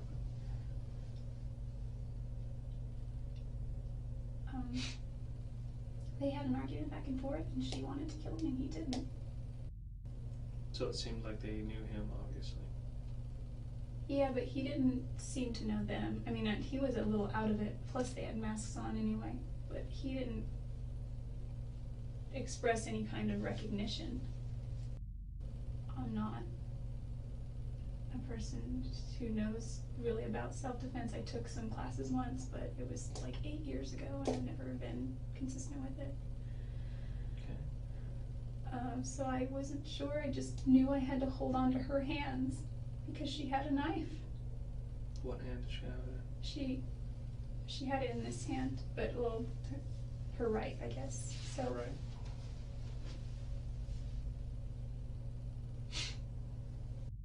when I tried getting him here, he said, go get help. And when I came back this way, pushed her, and he said, go to my neighbors, go to my neighbors. And I wasn't like, no, but I wasn't gonna leave. If I couldn't leave without him, I was trying. So what happened after that? They had a conversation about killing you two, and you And then they decided not to. She Go from really, that really, point. really wanted to. What happened then? From there, they were, I was here, like his armoire or whatever it's called with his TV was here, and I was right about here, and I had to stay here. And I was calling his name and they were like, shut the hell up. And I was just, I don't know if I was crying. It was all just like, it was so weird. There was part of me, I think, that was just, I was sitting and I was just like, I didn't know what to say. Like, would you beg for your life? Do you say, who are you guys? I'm powerless because I don't have any way to stop them. They were just more powerful. He got my registration out of my wallet. He said, you must be that bitch from California. And he was going like this with my registration. And he said,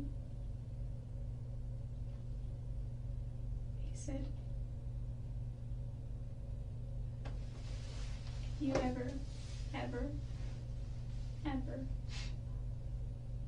say anything about this,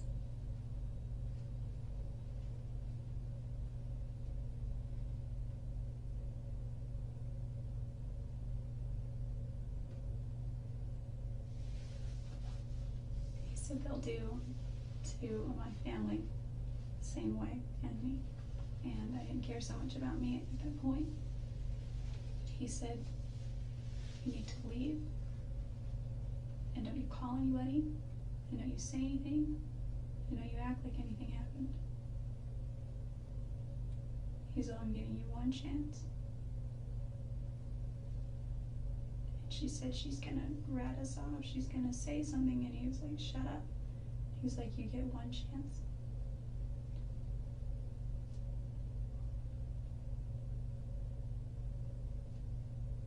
Is that when you left?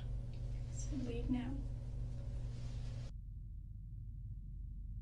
Okay.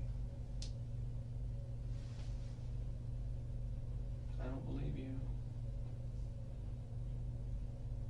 I came in here hoping that you would tell me the truth. And this is not the truth, Jodi. This is all I know. This does not make any sense. Does not make any sense. That's all I know.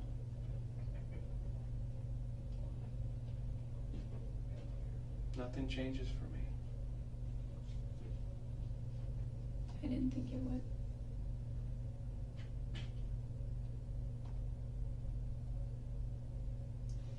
I feel responsible because I feel that I could have done more. I feel that I should have gotten help. I feel that I should have been stronger. You feel responsible because you did this. I did not Jodi, kill you Travis. did.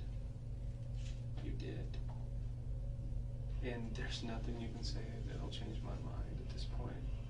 This is an elaborate story which does not make any sense. Do you want to be truthful with me? If not, we can just end it now. And we'll just leave it the way it is. I know that it's obvious I was there. No, it's obvious that you committed a crime, that you hurt There's Travis. no reason for No, me to hurt him. it's not like that. It's I know that you did this, and you refuse to tell me why. There's no You reason. refuse to tell me why. There's no reason somebody else would come in and do this to him. There's no motive whatsoever. We haven't found any. What is my motive? Jealousy, anger, fear, fear of being alone, angry at him for not keeping you in his life. I don't know. That's why I'm trying to figure it out. There are so many motives with you.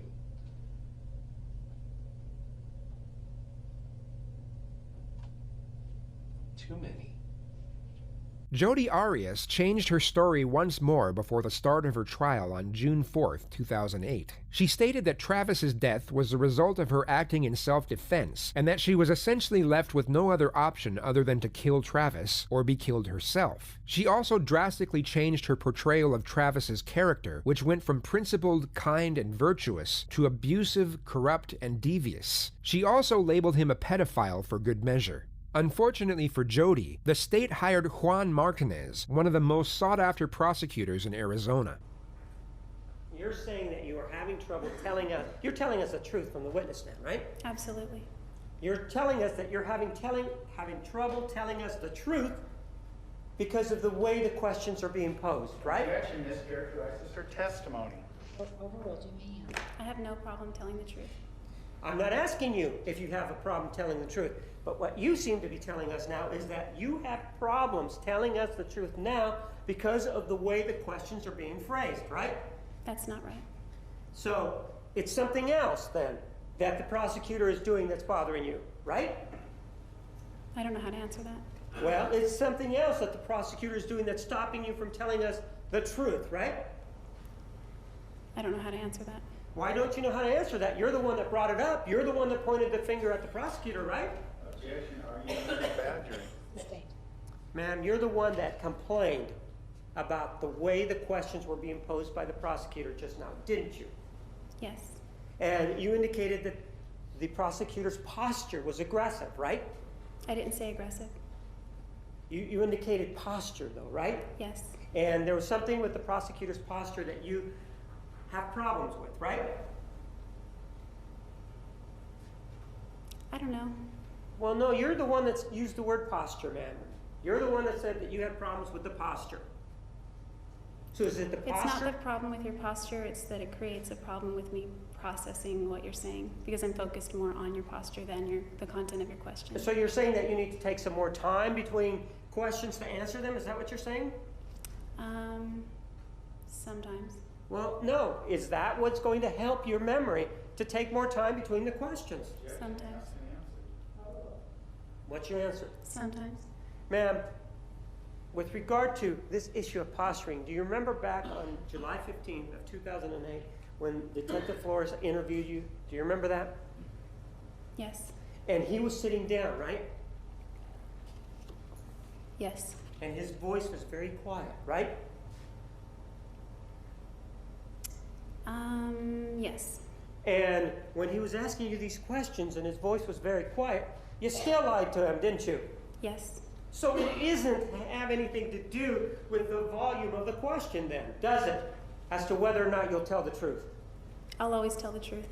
Well, oh, so you'll always tell the truth. So you told the truth to Detective Flores back then, right? I mean here under oath. No, you said I always will tell the truth, right? I said I will always tell the truth. Right. Did you tell the truth? Isn't it true you did not tell the truth to Detective Flores?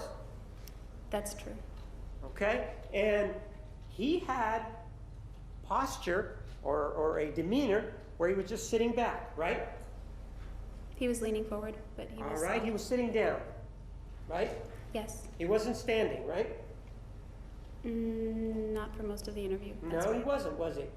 And the reason you're having problems now, is it because the prosecutor's standing? It's my own internal mental problem, I think. Well, if it's your own internal mental problem, that means that what you are telling us are inaccurate answers, right? Objection. No. She said she had trouble recalling not telling the truth. This mischaracterized her testimony and this continued badgering. Sustained as to the first objection, rephrase. Here, are you having trouble because the prosecutor is standing? Having trouble what? What are we talking about here? You're talking about the truth, I'm talking about memory. Aren't we talking about answering the questions? You keep saying truth, I'm referring to memory. Aren't we, though, basically talking about you answering the questions? Both regarding answering questions. Right, isn't that what we're talking about? You keep mentioning truth. I'm not having a problem telling the truth. All right, but you are having problems answering my questions, right? I don't have a problem answering your question if I remember the answer. So, but you just told us that you're having problems answering the question because of the prosecutor's posture. Didn't you tell us that? That's not the direct reason, but that's a trigger. Well, that's what you told us just now, right? Something to that effect. Right. And so, would you like it if I stood over here, like your counsel was asking you the questions? Would that make you feel more comfortable? Objection, Your Honor, improper comment on counsel. Sustained, rephrase. Would it make you feel more comfortable if I stood over here and used the lectern, ma'am? Why don't we approach him before he does the same thing over and over again, Judge? So your goal was not to go to prison then, right? It wasn't a goal of mine, I can say. And in fact, that was something that you were trying to avoid, right?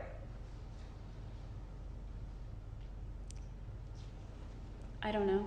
I was trying to kill myself, I think. Ma'am, you've said that many times, that you tried to kill yourself, right? In court. I don't know that many, but I've recounted a time that I did. You've said it more than 3, 4, 5 times, right? Perhaps. And in fact, one of the things that you told us about was that, well, when you were in the Maricopa County Jail, that you tried to kill yourself, right? No, Siskiyou County Jail. Siskiyou County Jail. So you do remember that. And that when you tried to do that, you took some Advil. Do you remember telling us about that? Yes. And that what you did then is you took a razor, right? Yes. And that you cut yourself, right? It was a nick. It was a nick. And because it stung so much, that you said, nah, this is not the way for me to go, right? I didn't say that. You said it stung and that's why you stopped. Isn't that what your direct testimony was? That night, yes. Right. And that's the night that I'm talking to you about, right? Yes. I'm not talking to you about any other night, am I? It sounded like you were. No. Just to be clear, I'm not talking about any other night, am I? Do you understand that? Okay, I understand that. And you nicked yourself and it hurt, right? Yes. And I think the word that you used, stung, right? Yes. To use your standard, ma'am, of how you stopped because it stung. Can you imagine how much it must have hurt Mr. Alexander when you stuck that knife right into his chest? That really must have hurt, right? Argumentative. Sustained. Jodi Arias was found guilty of first-degree murder and sentenced to life in prison without the possibility of parole. She is currently serving her sentence at the maximum security unit of the Perryville Prison for Women in Goodyear, Arizona. Multiple times.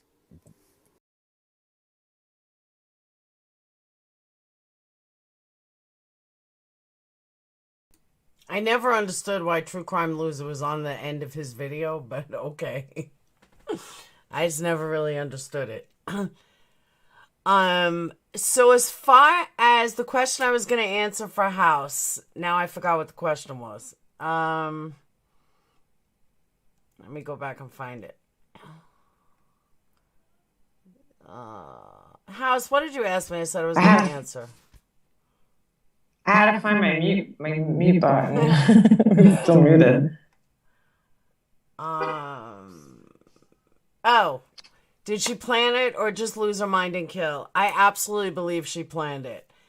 She totally planned it. Yeah, you can't stab somebody 36 times and shoot them and not prepare for that. I never believe that she didn't. All right, here's my theory. It's just my theory. When you have a murder of passion, when you kill somebody, you're either going to do one of two things. You're going to bury them or burn them so far that nobody's ever going to find a body, or so you think, or you're going to feel guilty and you're going to call the police. Anything short of that, you knew what you were doing and you totally planned it. And you totally planned it. There's no two ways about it. But for her to leave all the evidence, shoot him, stab him, to me, it's just so obvious that she did it on purpose. Well, the other thing was in the gas cans. There was something with, she bought gas cans with her, right? Because she didn't want to have to stop for gas anywhere, because then, they could have tracked her purchase, or she would have been seen on a camera somewhere or something like that. And so she actually filled up gas cans and brought them with her. She calculated how much gas she was going to need to get from, I forget where she was in California, to his place in Mesa without having to stop for gas. So she stopped somewhere in Southern Cali for gas, and then drove, straight through and had the gas cans to fill up the tank in between, which was pretty much like the smoking gun in the trial that proved that she had premeditated the murder. Yeah, she was totally premeditated. Yeah, 100%. There's no question. The one thing, speaking of Juan Martinez, though, the one thing that you don't see anymore for some ungodly reason is the last couple of trials. I'm not a big trial person because most of the I lost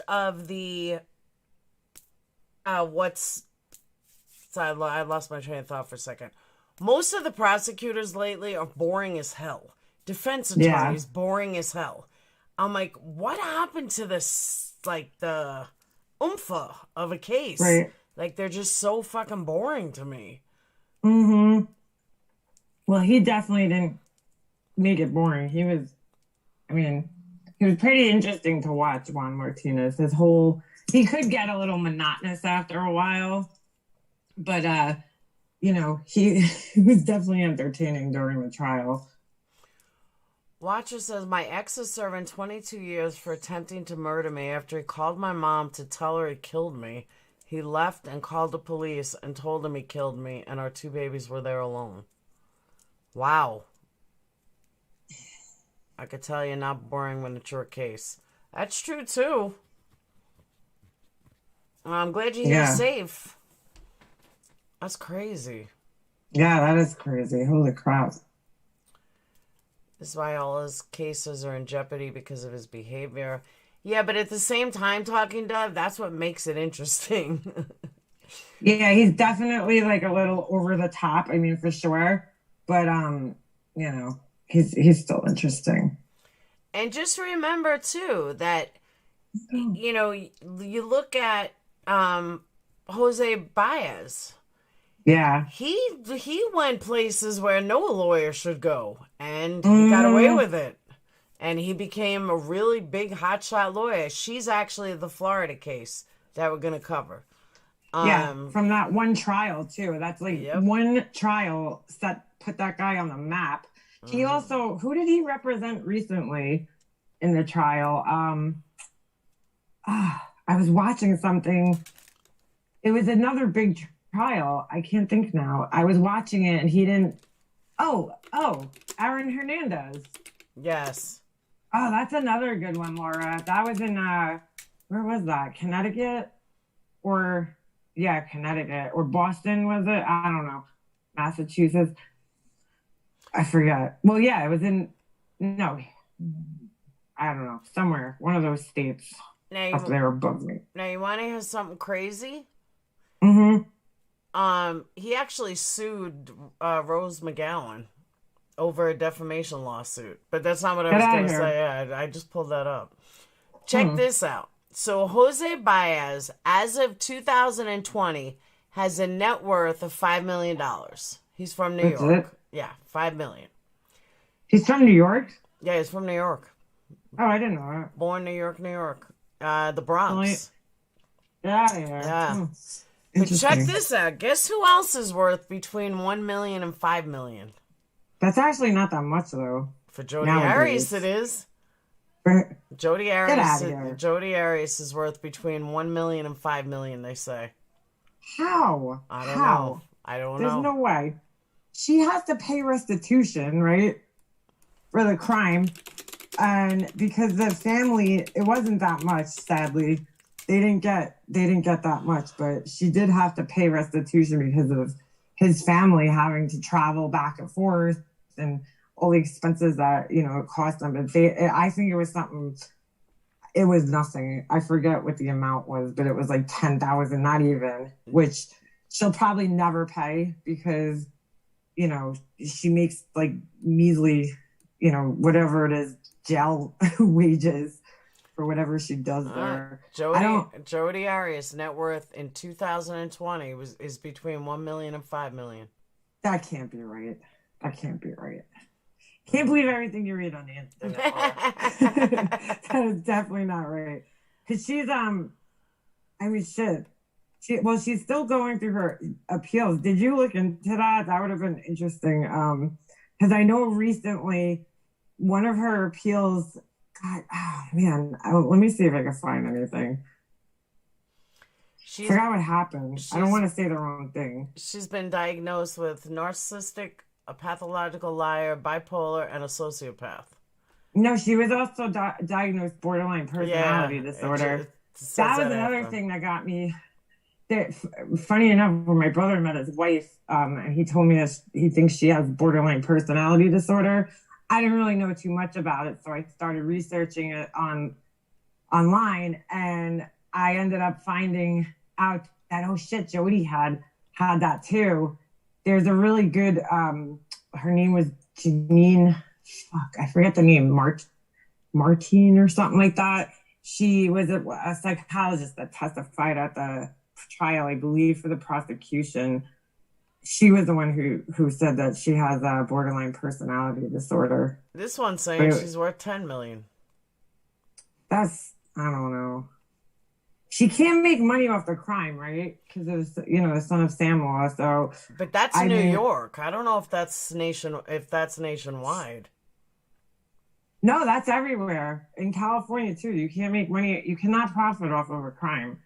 So I don't think she was selling, if you look up Jodi Arias artwork.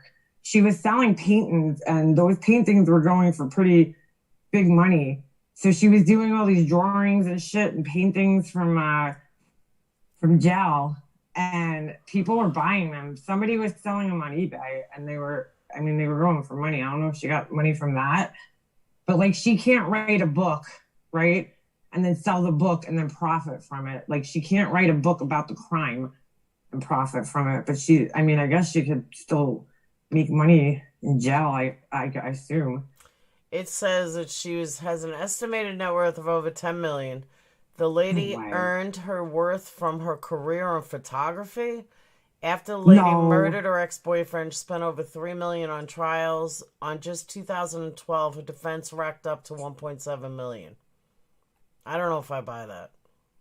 No, there's no way. First of all, she was just starting out pretty much as a photographer. That's why she was also doing that MLM. What was it called? Prepaid legal. That's how she met Travis, was through this like multi-level marketing. She was one of those people. This is very typical. A lot of people don't know this. The difference between like psychopaths and sociopaths. One of the differences is that sociopaths tend to be like lazy. They're not really successful. They're not really, driven in life and whatever. Like, a psychopath can be very successful. A lot of like leaders and CEOs of companies are, psychopaths. But I feel like fits more like sociopath, because like, she really, as intelligent and talented as she was, she like had nothing going for her. Like, she didn't, she had no real career. She didn't have anything like to offer, She was kind of like a bum. I think she was living with her grandma. And when she moved down to Arizona, I believe she was staying with a friend or something. I don't know. I think she wanted Travis to take her in, but he didn't do that.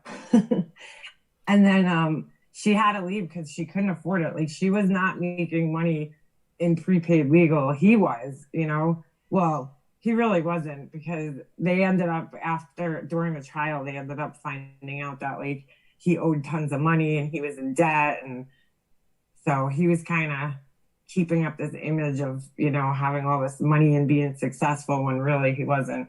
Because none of those people in those multi-level marketing things make that much money.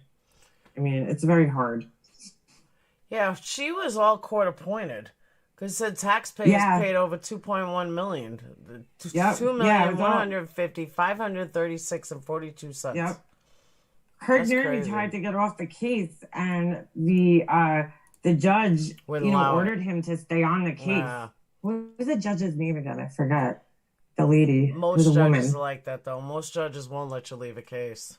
Yeah, but he like really wanted to get off. I mean, they were not getting along, and she was very demanding. And what was the other judge?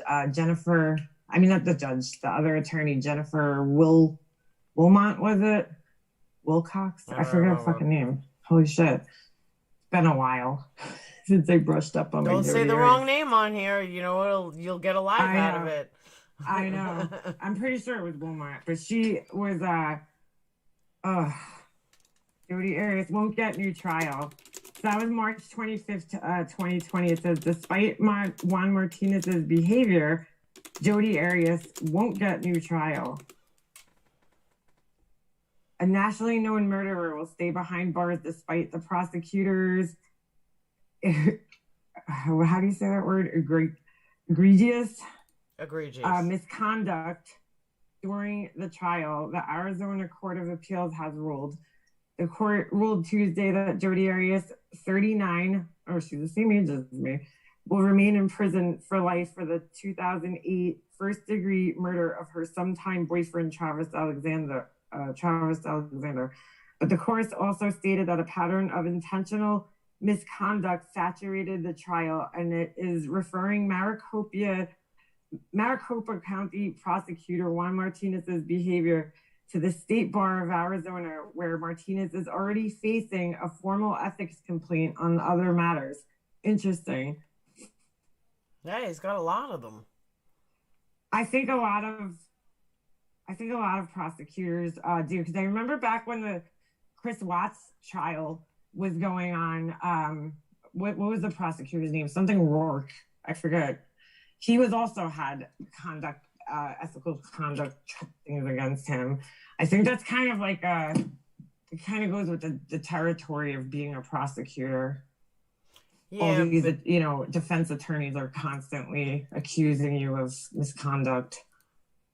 Yeah, but his is a little more. I mean, he appealed, he was terminated for one case. He had, he was appealing one case for it. He had done a lot of 3 different murder cases that he got in trouble as a prosecutor. He was reprimanded by Arizona Supreme Court for ethical misconduct and 3 capital murder cases. He was definitely, he's definitely not conventional. You want to know what's crazy about him, though? So throughout that whole trial, like, he doesn't, I don't know if anybody ever noticed this, but he's pretty much like alone, right? If you ever look at the prosecutor table at a trial, there'll be like 3 or 4 other people sitting there. Like, he was there, I believe it was him, and then Flores, who was the detective on the case. And like, that was it. There might have been one other person, but he didn't have notes. Like, he doesn't have any notes. He remembers all this shit that he says, all his questions, everything, which is insane. I don't know how he does it, but he keeps everything in his brain. And you could see on his table, there's like no paper. There's like, I don't know how the hell the guy did it, but what were the ethics charges though? Comments. In the complaint, the State Bar accused Martinez of making comments toward a court reporter who worked at the Maricopa County Superior Court. I could see him doing that. The woman claimed she was warned by a supervisor that certain individuals were flirtatious. Mm. He was like a pervert. Get out of here. I can't even picture him doing that. I can.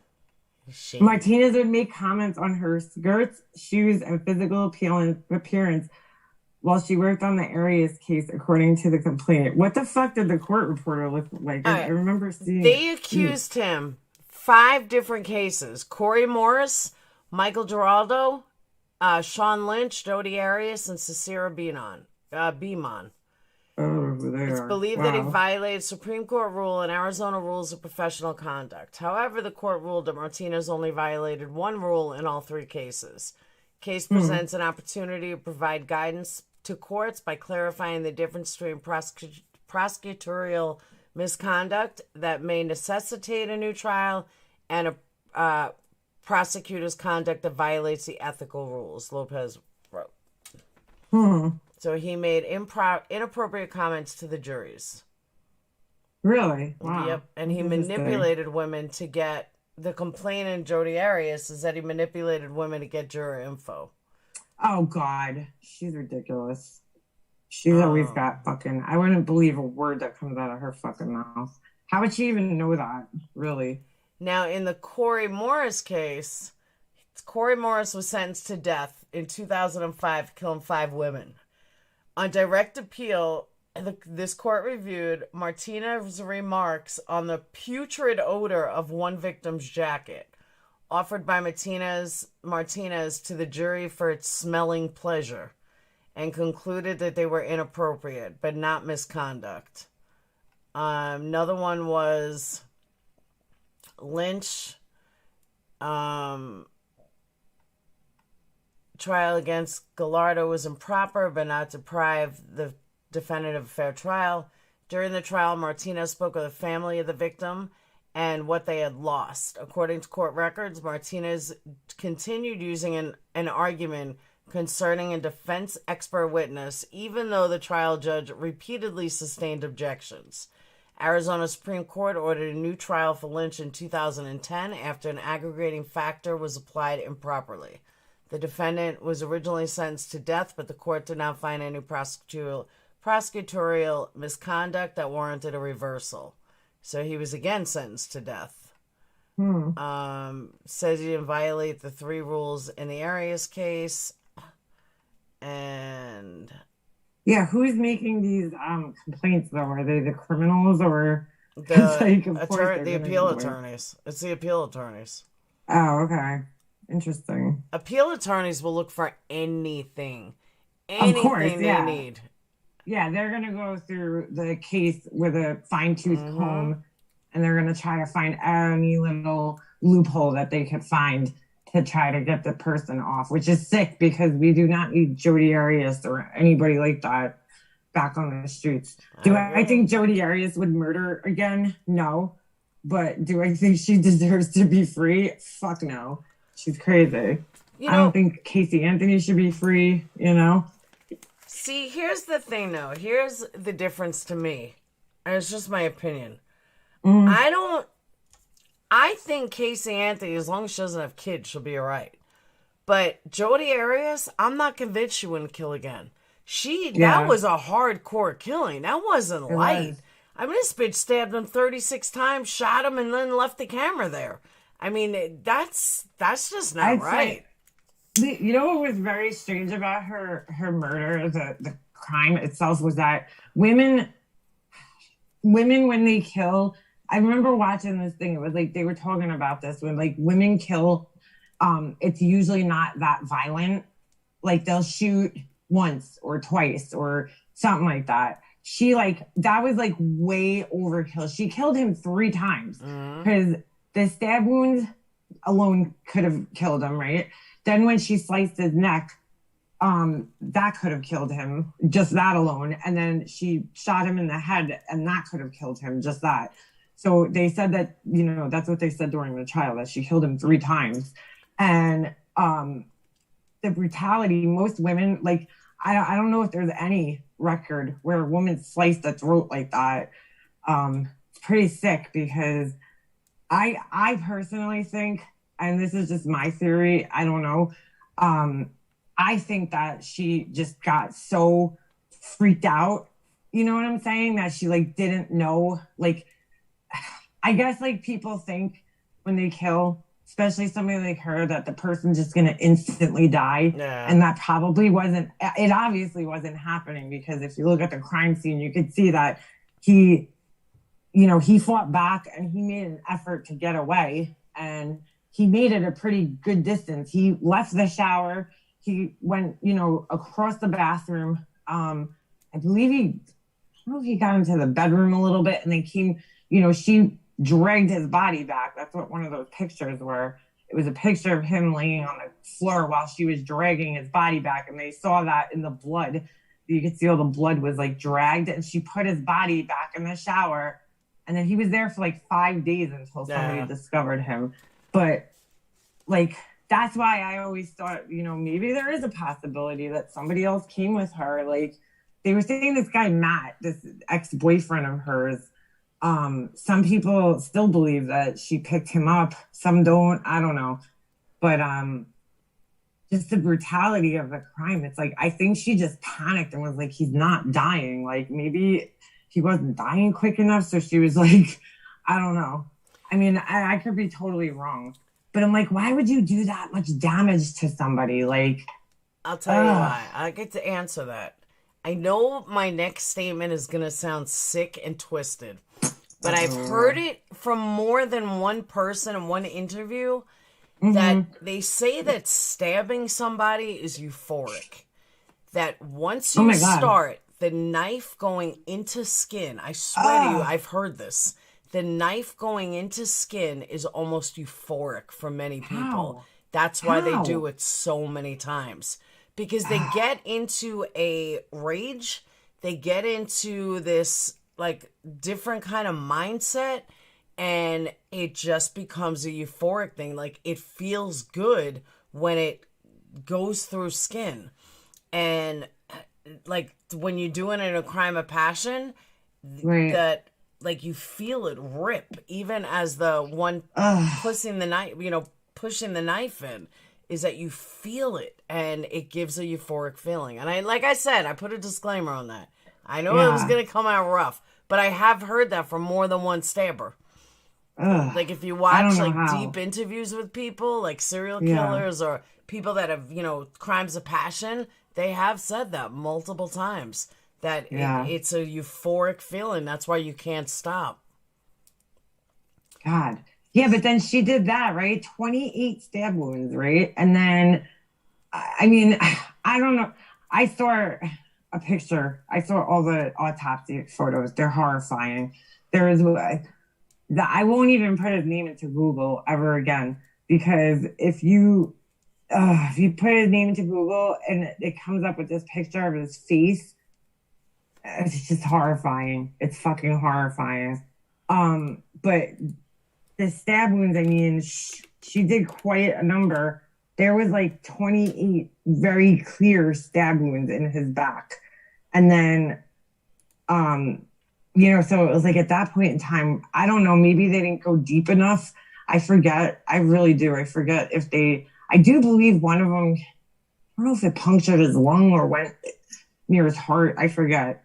But some of them were fatal. Most of them I don't think really went that deep. And then why go to the slicing the neck and then shooting him? And that's if you look right now, you can find Gray Hughes' video. That's how I found Gray Hughes all these years ago. He had some really good videos on the Jodi Arias crime scene. He did like these 3D renderings. Yeah. And Gray Hughes got a lot of shit because he thought that the gun came first, and that's what the defense argued, because her story during trial was basically that it was self-defense, that she ran into the closet, she grabbed a gun off the shelf, but yet no one knew him to have guns or whatever. And then she said she went back in, shot him, and then I don't even know. She said she blacked out. She never had a story with the whole stabbing. She never recounted that part. She would only admit to shooting. But that was the one part of her story. If you go through even her ninja story, where those people came in and killed him, they even shot him first. Why she told that first, I don't know. I mean, why she told it that way, I don't know. But Gray Hughes is right. And there's been other cases, if you look, the trajectory of the bullet, they couldn't tell in an autopsy. They couldn't tell if it actually went through his brain, but it went downwards through his skull, right? And then it came out. I don't know. It never came out. That's right. I think it was lodged in like his cheek or sinus or something, right? But they don't know if it actually went through the brain. There's other people who have gotten shot in the head or like impaled by like an object, in the same trajectory, and they lived. So it's possible that she shot him first, and then that didn't, stop him. So, because she had a very weak caliber gun. I think it was like a 22 or whatever. It was like a very small gun. If you look it up, it's like basically the gun could fit in your hand. They call it what is it? Pocketbook gun or some shit like that, because it's so tiny. But anyway, they were saying that maybe Gray's theory made the most sense to me, that she shot him first, and then that didn't kill him, so then she started stabbing him, and then whatever. And he shows that in his video. And if you look at the video, if the comments are still there, I'm sure you'll see a bunch of people arguing with him. But I don't know. In the trial, they changed it, and that was one of the big like things that people were like, "What the hell?" Like the prosecutor, I think he said that the stabbings came first, and then the slicing the throat, and then the gunshot was last. The gun which was doesn't last. make sense. Yeah. So I don't know. you had just mentioned Gray's 3D, and look what I just found. Hold on, I can't see it. Hold on. I'm not in YouTube. Hold on a second. Which one is it? Jodi Arias crime scene images. Oh, that's the images. You gotta find the one that's hold on, let me see if I can find it. I'll tell you which one's really good.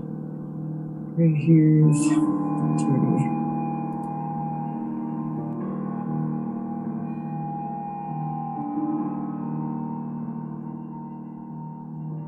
Oh, the gun first theory, that's it. If you just type in Gray Hughes Jodi Arias, it's like the third one down. It says Jodi Arias gun first theory. That was like 7 years ago. Shit, man, I've known Gray Hughes for 7 years. I used to fight with Gray Hughes too. Like I used to be like, "You're a dick," right? Because he would be an asshole sometimes, even if you agreed with him. I'd be like, "What the fuck?" Or if you disagreed with him, he was the same way though. He's like, "You moron, you moron."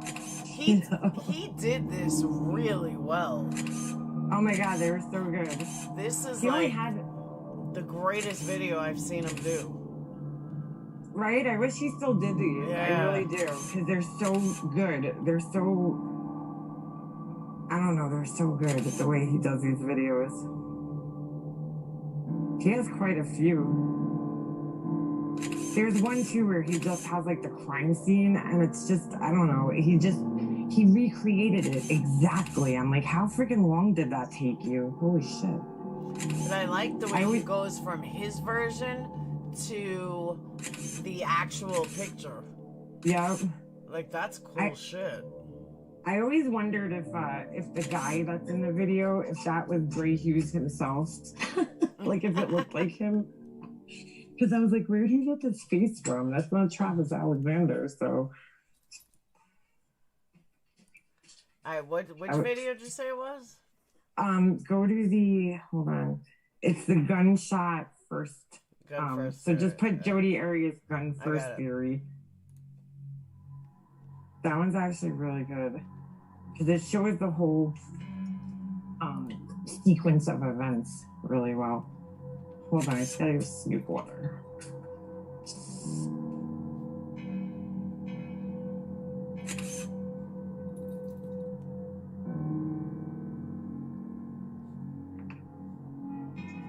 Yeah, he doesn't do videos like this anymore. I know, I wish he did. That was when Gray Hughes had like, I don't know, at that time he only had like, he didn't even have that many subscribers, and it was crazy because I remember coming back and seeing like, you know, he got like way bigger and he was doing live videos. And I was like, oh shit. I was like, that's fucking, yeah. I'm like, that's the guy from the Jodi Arias thing. I was like, that's what he looks like. I couldn't picture what he looked like, you know, because he never talked in his videos, and he didn't narrate any of those, and he didn't, you know, he was never on camera, so I always used to wonder what he looked like, because he was really good. I was like, man, that shit. My brother went to college for the 3D, like rendering like that or whatever, and that shit, you know how long that takes, like, to do that stuff? Oh, yeah. I mean, I don't know what program he used, but he really spent time on it, where he got the freaking whole apartment, like the bedroom and the bathroom are like identical to, it's just amazing. He goes through the whole autopsy report.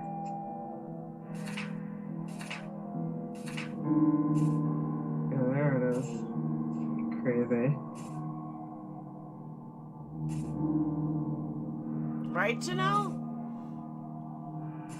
Yeah, the house. These are his old videos.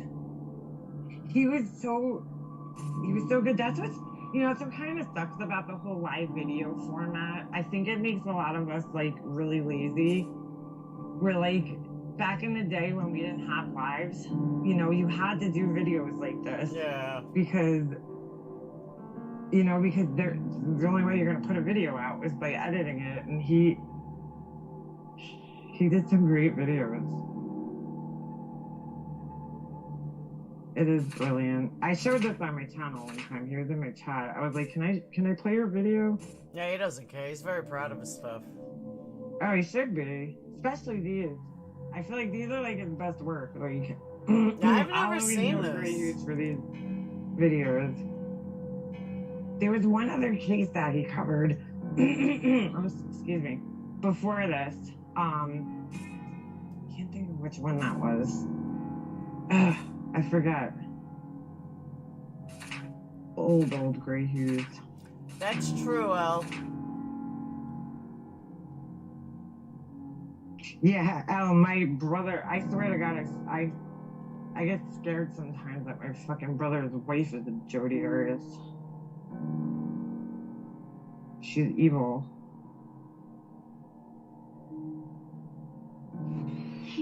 On my knees in his bathtub. Yeah, Brandy, no, I'm sorry, Brady, these were absolutely great animations. These weren't made by the prosecution. They should have used them, but they didn't. Yeah, I agree. Putting my hand on his back. He was on all four of his knees. He was like on his knees like this, doing something like this or something like, I don't know. And I like, and so funny we just saw that.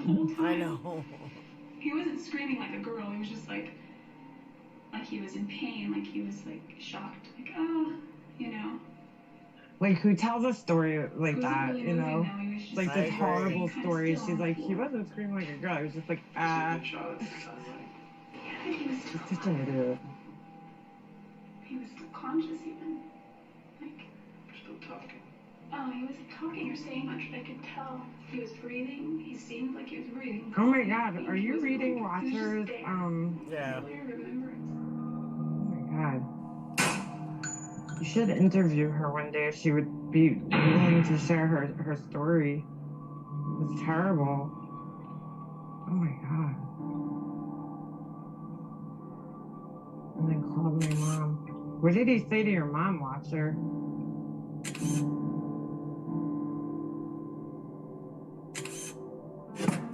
Yeah, Joni, she's crazy. I feared one time that my brother's wife was going to kill him because she was screaming at him in the phone, in the car. It was so, she sounded like the devil. That's why I call her Satan. They followed me. That's why I call my brother's wife Satan, because she sounded like the fucking exorcist on the phone. She was like, get the F home now, screaming at him. It was so freaking weird. I never heard anything like that in my life. Dude, what are you doing? What is that, a bug?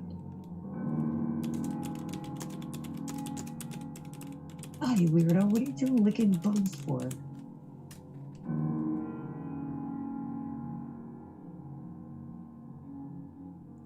Yeah, Katja, I really wish you did these, videos.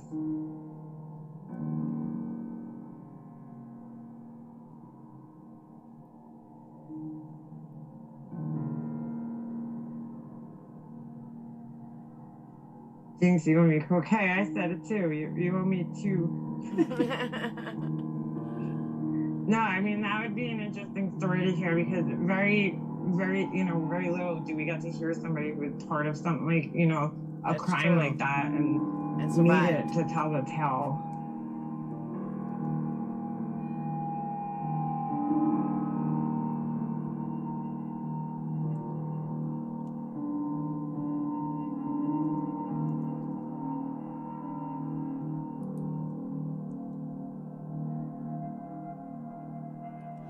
You know what's fucked up though? How What? she actually got caught was the foot in the camera. That's really how she got caught, and that's wild. Well, she totally would have gotten away with it if it wasn't for that foot, those pictures. I mean, I don't know. She also left a handprint on the wall, a bloody handprint. Yeah. But I mean, really, aside from that, yeah, she probably would have just gotten away with it scot free. She really would have. They said they found her hair. What was it? Her hair. But like, hair is not enough to convict somebody, right? No, because she lived there. I mean, she was there. So... Yeah, she was there all the time, though. So, that could have been explained away. I mean, but the pictures were really what did her in, which is crazy. It's like, how did you end up leaving that there? I think the adrenaline so Janelle's not familiar. She left this camera there. And when they looked at pictures, there were pictures of Travis's death. And what they didn't realize, or what she didn't realize, is in one of the pictures, her foot is there. Her foot is in it. And somehow they traced it back to it being her foot. That's how she got caught. Well, the pants, and I think it was the pants, but she didn't. I don't know if they ever actually found the pants at her house. I forgot. I don't think they did, because she was kind of like in between. No, she wasn't at that time. She was living with her grandmother. So I don't know. A lot of her stuff, I think, was in storage. But I don't know if they ever actually found the pants. Like, so I don't even know how they ended up identifying her. I think it was through the handprint. No, it had to do with the foot. Wait. Sorry. Duh, Laura. There was also pictures. That's right. In the same sequence of pictures, right? That day, I think it was starting around like 5 or 4:30 or 5 o'clock. She started taking pictures. They had sex. He took a picture of her naked. She took a picture of him naked. So they had 2 pictures of her laying in the bed naked with the braids. And then, then there was him naked. And then she took the pictures of him in the shower. And then the next picture in the sequence, I forgot how much time there was, but that last picture of his face where he looked, I don't know if that's one of the ones you had up. I think you might have had it up on your background. That last picture is like terrifying. Like, he looks like you could see the fear in his face. You could see it. And then I believe it was only like a short time after that, the next picture was a picture of her foot, and then there was another picture of something with blood, and that's really what got her caught. The camera, because there was all those pictures of her, so it was obvious that she was there during the killing, because the pictures of her on the bed were only like 20 minutes before he died, so she was obviously there. So it was pretty much, that camera did her in. It was the dumbest thing to leave that camera behind. I agree. And I believe, I forget if the memory card was in it or not when they found it.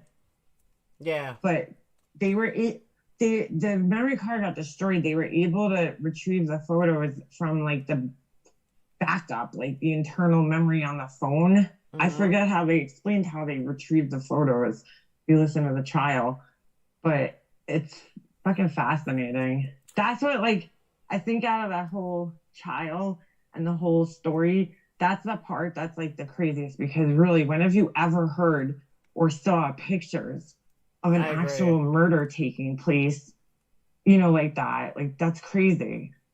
Tell me. Oh, that's right. Peekaboo. You're right. That she put the camera in the washing machine. Yeah, right. Yeah, they have to have photo forensics to identify each photo and recreate. I remember that. She thought she deleted them. They got them from like thumbnails, I think, or something. It wasn't the actual photo because it was destroyed. The memory card was destroyed, but they were able to retrieve them somehow. I forgot. From the camera. I didn't understand that either, though. Then I'm going to shut down, guys. But I didn't really understand that either. How do you have the, like, why would you take pictures if you were only going to destroy the camera? You're not using it as a trophy because you're destroying the camera. That I didn't understand. Well, I think she was trying to get him to trust her. You know what I'm saying? Like, let me take pictures. And it was like she needed an excuse to be in the bathroom with him, right? When he was taking the shower. Yeah. And so, you know, she needed an excuse to be like up close. Cause I from what I remember from the trial, he was kind of private about that. And so she was, you know, she went in there and was like, oh, let me take pictures of you like in the shower. She had just gotten that camera. It was new. Yeah. It was his camera. So I guess, you know, she was like going to leave him there. It wasn't her camera. It was his. So he purchased the camera. It was probably also like a FU because he had purchased the camera because he was going on that trip to Cancun with the girl. So she was probably like, let me take all these naked pictures and shit and bring your camera on your trip. I don't know. It's crazy. Yeah. Should I go live on my channel? Yes. All right. All right. Mega Mops is going to go live. Yeah, I'll fire one up. Shit, why not? And I'm going to shut down. I'll see you guys over there. And I hope you guys enjoyed Jodi Arias. And tomorrow night is... I forgot who it even is. Tomorrow night is... Yo, I'm only on day 3 and this is killer. Tomorrow night is... West Memphis 3. Not that I didn't just do it, but yeah. West Memphis 3. Cool. So I will see you guys over at Mega Monsters. I want to thank you guys for joining me. Oh, and just to clear something up, on the Mega Monsters gonna laugh when I say this. On the descriptions of these videos, I don't write them. So I just want to let everyone know that I don't write them. I don't claim to write them. I don't say I write them. So I just want to let you guys know I pull it from an excerpt of something. So I just want to put that out there so there's no confusion. I know that some people had to go live about this, but I just wanted to show everybody. I want to let everyone know I have nothing to do with the writing of the description. I don't think anybody cares anyway. Exactly. You know? So just want to let you guys know that. Love you too, Moses Jones. And I will see you guys over at Mega Monsters. What'd you say? I said I'll talk more about that on my channel. All right. All right. See Bye, you guys guys. over there. Bye.